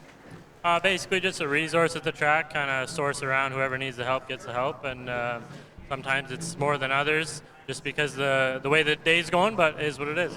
Now, just a quick question. We see you heading back to probably check out the Morneau car.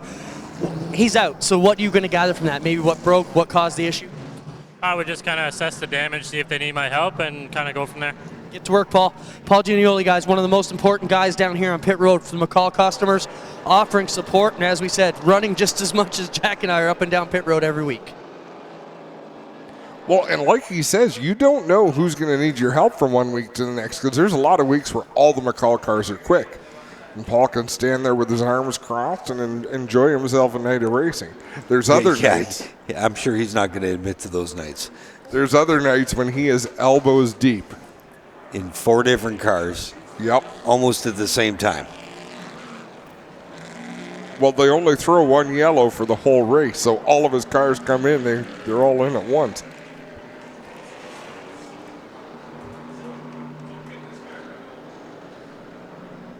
So this could be the most important choice of the night. Here goes Coney. I still think we should be dazzled out a bit more with something. Really should. With 15 laps to go, does Kyle Steckley still choose the outside? For one, it's strategy. For two, it's trust level with the second place car. And again, the 19 and the 22, a lot of laps here at Delaware racing each other. They know each other well, both of them good, clean runners. And Cole Quinton chose the outside. You got 3 Delaware veterans lined up on the bottom. 15 laps to go here in the AC DELCO 100. It's been some great racing, but it's been fairly calm racing. I believe that calm is about to exit this facility. This will be the eye of the storm here on the restart. So last time Connor Pritico took a chance and kind of guessed it when Kyle Steckley was going to start, got himself out in front of the race leader, so we actually had to roll out of the throttle as they were coming to the restart. But that was as close as he got to the 22 all night long. It's Steckley on the high side. Pritico on the bottom. Restart. 15 to go in the AC DELCO Canada Day Classic. In memory of Ivor Jones. Green in the air. Steckley's going to get the jump into 1. Side by side off of turn number 2. Steckley with a good run off the corner. Connor Pritico losing a car length, and Shea Gemmel and Cole Quinton are side by side for the 3rd spot. Bronze medal position up for grabs, and Gemmel almost squeezed the 18 into the fence. He's not going to get through turn 1. Cole Quinton's had enough of that. And I believe that was the 2nd time. Cole Quinton trying to make sure there won't be a 3rd. And you know, Cole Quinton's such a nice young man, but having spoken with him after a couple of races, like, I got to stick up for myself. I got to stand up for myself. That's the only way you will get that respect.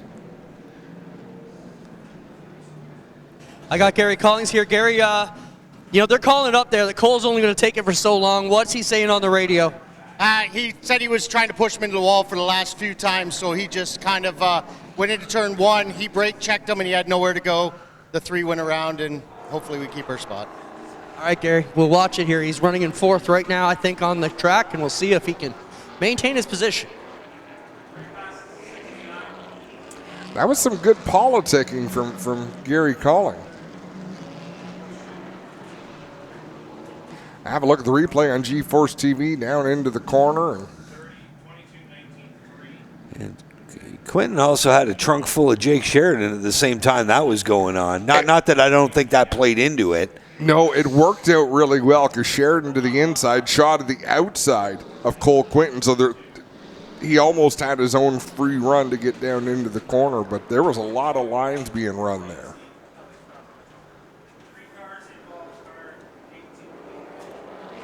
$18 being penalized to the back.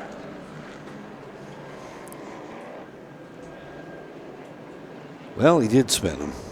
Oh, totally. But you know what? In this sport, you have a decision to make. If you're going to be the victim, you're going to be the victim all the time. Yeah. Take your lumps.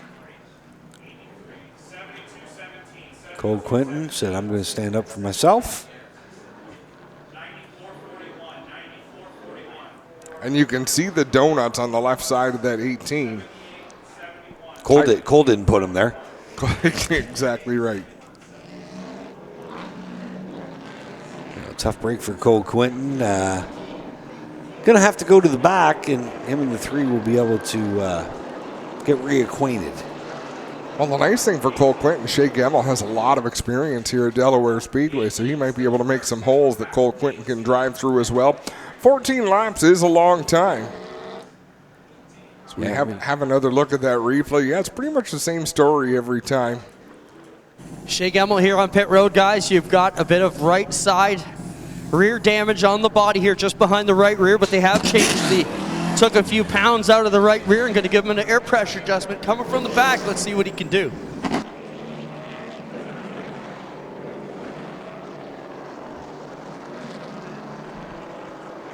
Where is, yeah, Cole Quinton is now dropped towards the back of the field, I believe, or he's, yeah, there he is, just taking off at the start-finish line. And don't forget, expressing his displeasure, I think. You can buy your T-shirts that Cole Quinton has. They were up at the APC merchandise booth, and you can go see Cole after the races in support of the Hospital for Sick Kids.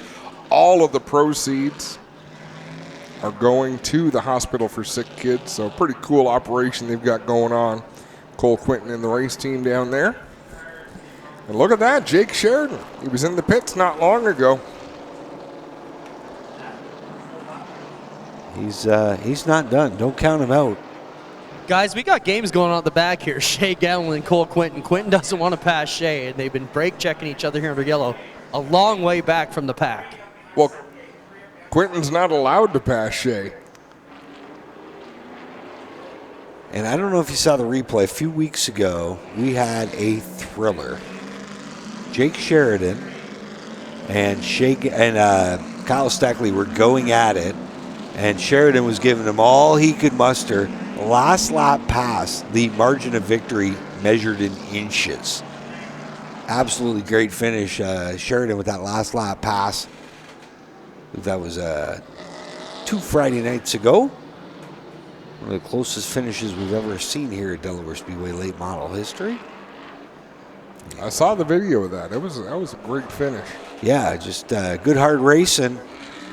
So we'll see if the 19's got anything for the 22 on his 7th or 8th attempt at restarting beside him, and we'll see if that 52 is going to be a factor before this one's done, and we'll. What a great opportunity for a solid finish for drivers like Junior Farley, who's had an uneventful night, been almost quick enough to run with the cars he wanted to. And Corey Luciano, we talked about him a little bit in that 94 as the drivers rolling back into the throttle early in turn number 4. But a good clean restart. Steckley's going to have to give the 19 the bottom groove, and Connor Pritigo trying to take advantage of it. Oh! A lot of contact down the back straightaway. Sheridan trying to figure out who to follow. Connor Pritigo not laying over. Here comes Jake Sheridan, going to make it 3 wide off turn 4. Down into 1. He's going to, well, Pritigo kind of backed out from underneath Steckley. They now get single file down the backstretch with 13 to go. Shea Gemmel working through the traffic there. He's at the back of that pack of leaders. Cole Quinton quite a ways farther back in the 18 machine as they charge down the front stretch. Gemmel now tied up behind Corey Luciano as we watch your leaders. Steckley with the 19 tucked right up under the spoiler. Does Connor Pritigo have enough? Will he move him? He's running out of real estate. 11 laps left to go for the 22. Little further back, they're branching out 3 wide. Corey Luciano fending off Shea Gemmel and Taylor Holdaway. Gemmel looked to make it 3 wide in the inside. Now he's going to make it 3 wide to the inside down the backstretch. And Corey Luciano's like, no, that's not how we play this. Luciano didn't signal or anything there. Cut across the nose of the 3. Now the 3 of Gemmel. At some point, he's just going to keep his foot in it, and he did there. And Luciano gets bounced around, loses a spot to Lawrence and Gemmel in the 94. Falls under the fire of Jonathan Arts now. Jonathan Arts, who was down pit road multiple times in that 30 machine, pretty sporty here late in the going as we're down to 9 laps remaining. Junior Farley on the inside of Josh Stoddy. That's a battle for the 5th spot. Farley on the bottom, Stoddy up top. They got Taylor Holloway right behind them. Off turn 4, they'll rumble, and Stoddy holds off the burn workwear machine, the 72 of Farley for now. And now Holloway's got his hands full. Oh, trouble! Trouble for Jake Sheridan on the back straightaway. That car comes up lame on the outside. Everybody doing a great job to avoid him, but that's probably going to bring out a yellow. Crew's got a tire to jack out, guys, so it looks like it's a tire issue. Well, they got the lay and pray. Jake Sheridan's a smart young man. I think it must have died on him. It must have died on him. When he thought, if I drive this straight to pit road, I'll be in big trouble. If I leave it dead here for about 10 seconds, just wait, then drive it down.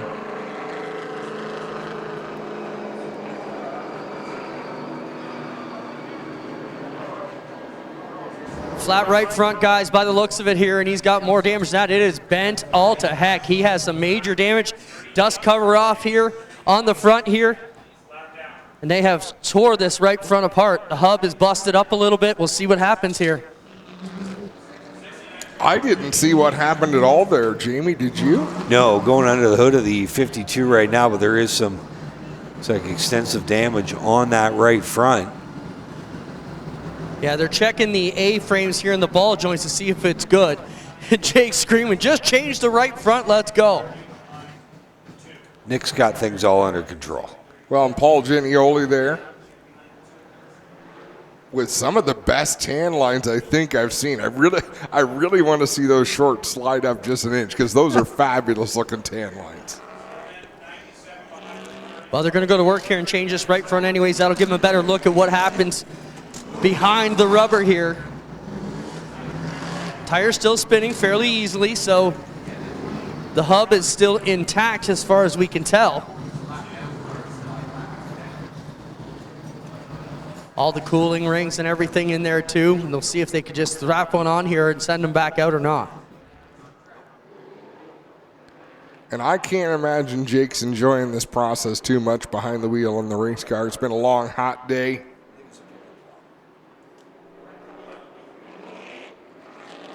So the fact that they are not throwing right front on this leads me to believe there's a lot more issues, and sometimes you have to save a car. You know, you're going to be starting tail inside 10 to go. Maybe it's time just to pack it in. That's devastating to his championship hopes. He came into tonight second in points, looking like he quite possibly could leave here as the point leader. Yeah, Jamie, this is obviously the one they felt great about, right? Like, out of any of the places, this is probably the one. What are those, spacing shims? Yes, they are spacing shims. And Jack, if you come over here, you can see they got a third one on there, and it's got fins on it that will move the air around to cool off the brakes there. So they have 3 of them in place, and yeah, Adam, that's a shim ring. Just show you, but it's pretty hot. The little fins are pretty new. That's maybe the last 7-10 years those have come out. Yeah, so they're taking some of the heat shield off the brake ducting here. This is not going to be a quick stop here for Sheridan. He may be done, guys. Well, on a more exciting note, I believe Cole Quinton just chose the outside, which is going to put him directly behind, well, on the outside row, but 1 row behind Shea Gemmel. Just to finish off the story here, window net down, helmet off, Jake Sheridan exiting the car, guys. Tough break for Jake the Snake Sheridan from Delaware Speedway champ. Clint, we're going back to green this time, so if don't know if Jake will want to chat with you or not. 8 laps remain in the AC Delco 100. I think business is about to pick up. We're still a long ways from over. This could be 4 of the most exciting miles of racing you've ever seen. 22 of Steckley. He bolts out front. What a jump by that 22, but he makes a mistake in the middle of 1 and 2. Allows Connor Pritigo to try to rally back on the bottom. Dale Shaw works up into that 3rd spot just ahead of Josh Stoddy. Kyle Steckley in the lead, but that car looks like a handful for the youngster from Milverton. And while all that was going on, about 6 car lengths back, Cole Quinton just gave the 3 of Gemmel a pretty good wallop in the rear. Out front, still the 22 and the 19. They've been in lockstep for most of this one. Shaw 3rd, Stoddy 4th, and they're 2-3 wide for 5th. Farley's kicked sideways by Gemmel, who roughed him up out of 4. Shea Gemmel not looking to be the Mr. Popular of this one, but he's marching his way towards the front. Cole Quinton is right. Oh, trouble for Dale Shaw. Dale Shaw on the 83 is off the pace. Big problems for the 83. He is slowed. Did not make it to pit road. Oh, Jonathan Arts almost ran him over. Great job of saving it as that car was sideways. Is he out of gas? Like the way that car just chugged on the front stretch.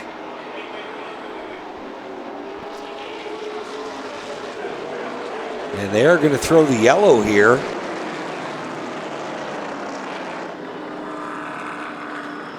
Well, I got Jake Sheridan. Jake, I just asked you, do you think he's out of gas? I don't know. Could have a smaller cell. We haven't ran that many caution laps, so likely not. It sounded like it was pretty dead when it went by. Usually they burp for a bit, so too bad for him, I guess. Let's talk about your day. Devastating. Well, it's stupid. Fuck. I don't know, it sucks. Running the top 3, come down pit road, an eventful day, you know. I mean, we didn't have the best race car, but we made the best what we could, and at least had to run for those guys in the top 3. We were holding their own there in third after that pit stop. Just had a hub completely come apart, like not part of the bearing. The hub literally cracked in half, and I've never seen it in my life, so. Man, I hate that. It's what a damper on a season. This short season, we got a couple wins and a couple great runs, and you just wreck it like that. So, hate that for everyone. Really, really thankful for Raptor Filters and Vibrant Farms and Pride Seeds and Reynolds Trucking and Collins Construction to get us here in McCall's Racing. This is just this unfortunate setback that I seem to bring with us for luck. So, hate that. Let's go 19. Appreciate your time here, Jake. Obviously devastating with the hub failure. And he just let his carts know who he's cheering for. Well, and you can remind Jake, of the top 5 in points, Dale Shaw just got pushed onto pit road. Jake Sheridan's already on pit road. Sean Chenoweth is at a different facility tonight, and they're going under the hood of that 83 machine. So your point leader, Josh Stoddy, who we thought was going to lose the point lead tonight, now he's running third, Adam, with 5 to go. How about Taylor Holdaway? I mean, that's a driver that when we talked about Corey Luciano and Junior Farley, I thought I should include Taylor Holdaway in that 41. Good for him closing in. He's up there in the top 5 as well. He just saw a top 5 finish to open up last season. Has not really been able to duplicate those results, but seems to have it pointed in the right direction here tonight, sitting 4th on this restart. With the guy on the move, he's kind of been like a bull in a china shop, the 3 of Shea Gemmel. And we'll see if he gets physical here in the closing stages. They lift the hood on the 83, went to work, jiggled some wires. They told him to fire it up. It fired up, and he's driving back out, guys. So something electrical here on this Shaw machine. We'll try and get a word with the crew and find out what we know. So we'll see if Dale Shaw can rally and make the best of a bad day here in the closing 5 laps. And Adam, we could still be a long ways from this one being over. The intensity... The first 40 laps ran caution-free. Since then, the intensity level just keeps getting ramped up every time we drop the green. We have 5 laps remaining in this AC Delco 100. We've got a lot of hard feelings built up out there. How about Joe Lawrence in that 78? Another driver who was on pit road a lot, running in the top 10, has a great opportunity at a good finish. 22 of Steckley will take the high side again. Pritico on the inside. Josh Stoddy in third. A new player up front, Taylor Holdaway, in that 41. We'll see what Shea Gemmel can do restarting 5th. Junior Farley will restart 6th. 7th, Joe Lawrence. 8th, Cole Quinton. 9th, Corey McAllister. Good run for the 71 machine. And rounding out the top 10, Corey Luciano. Gary Adrianson throws that Oxford Dodge pace car off the speedway, and great jump by the 19. He's going to have to give it back, and he kind of does. They're side by side off turn 2. Taylor Holdaway didn't get the best start up there on the high side, Josh. Oh, trouble at the back. We got Jonathan Arts in the fence, and it looks like Dale Shaw involved as well. Dale Shaw a little harder into the concrete than was Jonathan Arts. And it looks like Shaw's put the window net down. Clint, that might be a minute. It's back by the tech barn, right halfway down the back straightaway. Ducked through the opening right there behind Cole Quinton's pit. Dale Shaw's window net down. Jonathan Art's window net down. Let's have a look at the replay. It was hard to tell. It looked like Jonathan Arts might have just got out of shape coming out of turn number 2 and came across the track, and Dale Shaw really had nowhere to go, and he's climbing out of that 83 machine.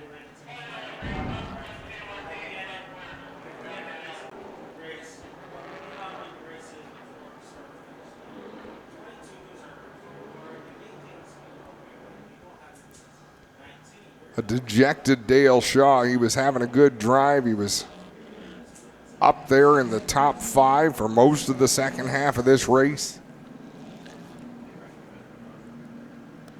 Good job by the crew to diagnose that problem, get him back out there quickly after that car lost power. Well, the 83 of Shaw pretty beat up here. Shaw on the grass, taking a break, taking a breather. Jonathan Arts slowly moving out of his car as well. But both these cars, a lot of damage. Shaw definitely with the worst, guys. Yeah, and we could see that on the replay, that Art's car just kind of nosed into the wall, but Dale's car clobbered that inside wall. Now Dale's back out there having a look at the front of that 83 machine.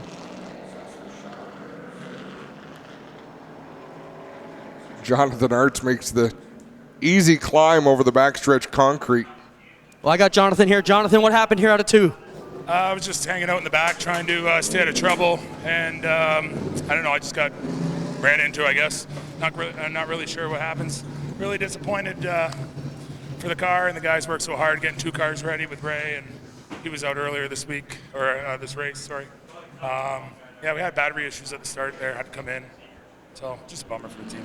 Car's still sporty. You'll get it, John. Thanks, man. Jonathan Arts going to walk dejected back to the pits, guys, and we'll wait to see if Dale wants to have a word as well. Hey, Clint, why did you walk up the hill like that to talk to Jonathan? Dale says he'd rather not talk, but gave me the okay. He's all right, and the crew just threw him a nice cold drink of water. No, I don't blame him. Dale Shaw has to be frustrated. Now, Clinton, you don't get to not answer the questions. You can't have selective hearing here. I want to know why you stepped up the hill to talk to Jonathan Arts and didn't stay where you were. For the same reason I stood up the hill from you in our opening today. Because I need a microphone that's about 3 feet longer than it is. If I wasn't going to do that, you saw that. I had to switch the hillside for me. Yeah. Jonathan is a tall man. I want to say 6'8". When you are calling somebody tall, that's a tall guy. So Jonathan Art's background in racing, his dad sponsored a number of drivers through the JR brand over the years. Jack Monahan was a long-time JR supported driver. Jonathan's dad, John Arts, a local construction, owns a local construction conglomerate that's now been passed on. And Jonathan was part of the group that bought the Speedway here a couple years ago, and he liked it so much, he said, you know what, I want to try this. So they went, it was Great Canadian Weekend 2024. They left the racetrack here on the Friday night, went over and made a deal with Cole Powell to buy one of his late models. So Jonathan could compete in 2024. He practiced in the fall of 2023, and he was quick right off the bat. He's had speed when he's out there by himself. The real problem the first 3 quarters of that first season was he didn't have any idea how to race with guys. But since then, night and day different. He's gotten a lot better, definitely a lot better race car driver, a lot better racecraft, which is what you need. And in addition to that, raw speed. So he's making his way for a guy who started into the sport very, very late and decided to start right at the top level. Dale Shaw there directing traffic. Well, the trouble is you don't want to cause more damage to the race car towing it off the racetrack than it's already got.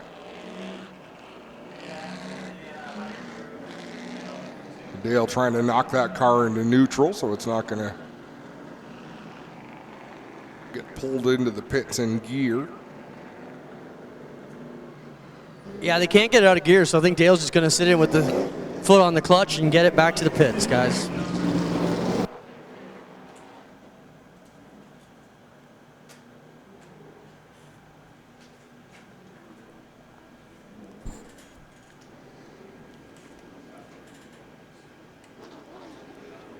hopefully most of that damage is cosmetic. I'm sure there's some damage going on in there, some parts that are going to be replaced, but hopefully it's not a clip or something excessive. We mention it most weeks, but Dale Shaw Motorsports, they build those race cars, so the 83, the 72. Those are both cars built out of the Shaw shop. Also had Eric Della Riva running one of those cars earlier on this year. We don't see Eric out here tonight. And, of course, he's helped Blair Wickett campaign cars over the years as well. Did get to run into Blair at Peterborough Speedway. He was spectating. Always nice to chat with him. Maybe we'll see him back in 2026. Yeah, he just bought a house, did Blair. That's a big moment in a person's life, and it requires a lot of capital input. He always went racing with very limited support. He was mostly self-funded. It was a championship contender last year. He was a wreck magnet for a couple of seasons. Man, if something would happen on the racetrack, the 97 car was going to find it, or it was going to find the 97 car. It was really nice to see him change his fortune around last season. So they are lined up. Choose cone has been completed. Again, we see the 19 on the inside, the 22 on the outside. Deja vu all over again. Kyle Steckley going to be the pace setter when they come down to green. 5 to go. He is the control car. I heard race director Trevor Hambley assertively telling these drivers the 22 is the control car. He starts the race. And boy, oh boy, did he ever. Got a good jump. Side by side for third, Stoddy and hauled away. Here comes Shea Gemmell now taking a peek to the inside. Is he going to make it 3 wide? This is going to get interesting into 3. He backs out. Now takes another swing at the inside of Stoddy off turn 4. This could be a wet, hot mess down into 1. They're 3 wide.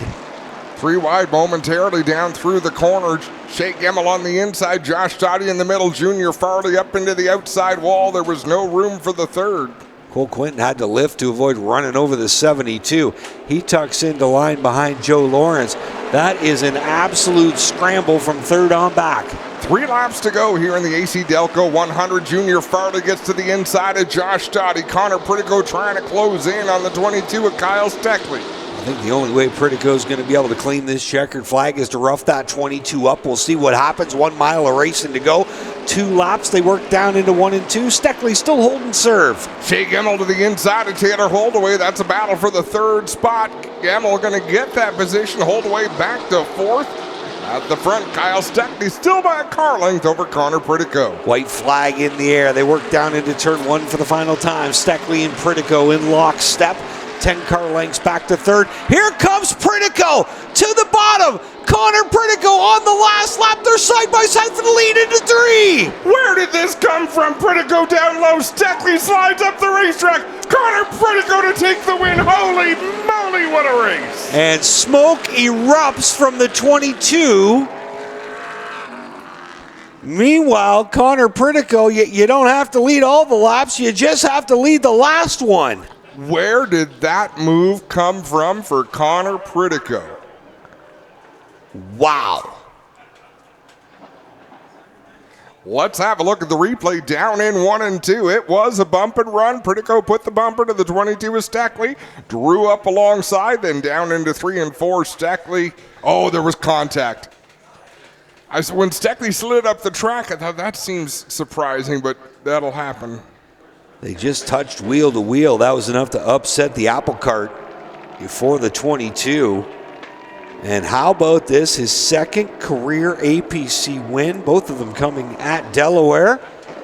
2023 Great Canadian winner, and now a winner here in the AC Delco 100 Canada Day Classic. The Dumas Development number 19, former track champ Connor Pritico out of Kilworth, getting it done here tonight. Steckley comes home 2nd. Shea Gemmell with a late pass of Taylor Holdaway to claim the bronze medal position. And other than the front 2, it was comers and goers from 3rd on back. And that pass by Connor Pritico, all he needed to do was lead the last lap, and he did it. Great short track racing here at Delaware Speedway. Congratulations being given down in the race car. Clinton Jeffrey is down on the scene, probably exhausted after the number of steps he's put in here today. A little bit hot, but I got nothing to complain about. Fantastic racing down here today. Crew, Danny Benedict in there, Jake Sheridan in there to shake hands with Connor Pritico and tell him how much they appreciate him getting this one done. Kyle Steckley obviously a bit dejected. We'll get a word with him as well. And what a run for the 3 car at the end of this one. Gemmel bounces back. Connor Pritico has the helmet off, everybody. He's going to get out here quickly. He can't wait to get out of this car. And we love it when they're excited to get it done. Here he comes, everybody. How about it? A big Pennzoil Victory Lane Delaware Speedway welcome. He pulled it into Fuel Factory Victory Lane with the series tonight. How about it, everybody? Your hometown guy, Connor Pritico.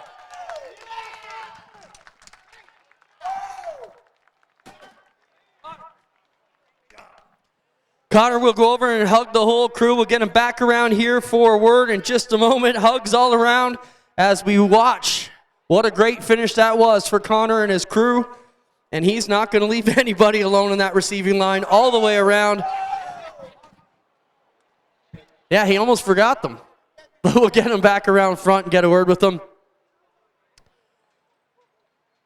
Connor, were you just waiting for the moment, or was that a bonsai move? Tell us about those last couple laps and those last few restarts from the helmet of the 19. I was biding my time there for the first little bit, but it's just, you know, it's hard to get a restart against a great driver like Kyle Steckley there. It's just, you know, I was getting all the warnings for jumping it, I guess, but it's hard when he's able to shift on the restarts to get a good run off there. So I was just a little bit annoyed by that, and, you know, I did what I had to do. Like Kyle, a great racer, and, you know, that was a fun one. It was a bar burner.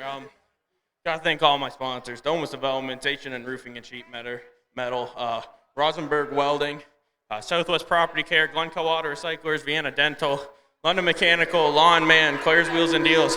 All these guys do so much to make it possible and allow me to live my dream. Congrats, Connor. What does it mean to win here at home? It's pretty cool. You know, growing up, living 2 minutes away, hearing the race cars at night, sleeping with my window open, it's surreal. It's awesome. This place is great, and you know, I'm glad to call it my home. Congrats, Connor. Thank you. Connor Pritico, everybody, wins the AC DELCO 100 here today. We'll get over and get a word with Kyle Steckley. Kyle, how frustrating is that to lead all those laps, lead all those restarts, and come up one spot short? Yeah, it's tough. I mean, we had a strong APC Auto Parts Center, Port City race car number 22, but you know, all those cautions, we just kept getting tighter and tighter and tighter, and even to begin with, Connor had a really fast car, and I don't know how hard he was pushing behind me, but he was keeping up with me, and I was giving it all I had there on that long run. So I knew I was going to do everything I could, and he was going to have to use me up, but you know, he had a fast car, so you know, I don't completely blame him, but just wish we could have held on to it. Really proud of my 22 racing guys. We've worked hard here. We struggled at Delaware on the longer races, and we were really strong today. So grateful for that, and I'd say we pretty much have a whole company going against us week in and week out. So we're going to keep fighting here and see what we can do to put her in victory lane next time. Thanks for your time, Kyle. Thank you. Kyle Steckley, strong day, finishes second here. We'll get over and get a talk with Shay Gemmel. Well, Shay, like, I don't think I could write a wilder story for you today. Up and down, all kinds of stuff to rebound here to third. That's a major rebound. Yeah, first off, we really lost a good man, Ivor Jones. He did so much for APC, such a good family man, did so much for me for my racing career. There's not a day where we don't think about him, so I feel sorry for Nancy and the Jones family. We all thinking about him. But no, this APC Canusa car, we found a bad shock in practice there, and Paulie Ginoli, McCall Racing, they got this thing back dialed in. We had one of our best qualifying sessions here, which is amazing, which got us to start up front, and we were able to battle through there, and just unfortunate events where we had to come from the back. But I like to put on a show, I guess, for all the fans. But no, APC Canusa, Miami Muscle, AC DELCO 100, all the supports that from you guys for supporting this event, supporting Delaware Speedway and APC, Ray Collins Chevrolet, family and friends, Castrol. Man, I'm tired after that one again. We're going to go drink some beer. Rest up, Shay. Shay Gemmel will be third. Kyle Steckley second, and Connor Pritico wins the big one here, the AC DELCO 100. Guys, Take us home.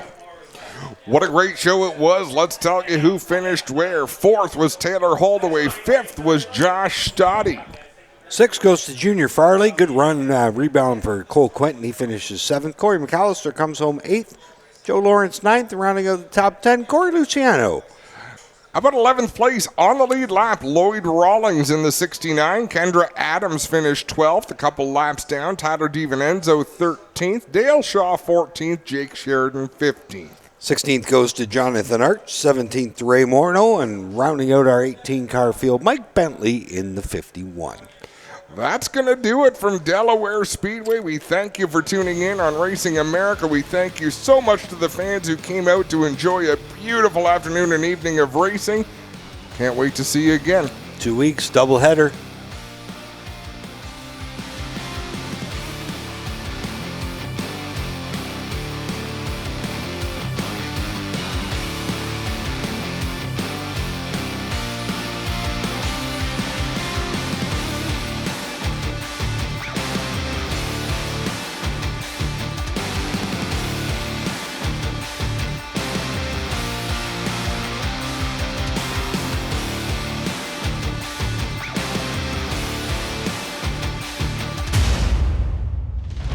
This copyrighted broadcast may not be reproduced, retransmitted, or used in any form without the authorized written consent of GeForce TV.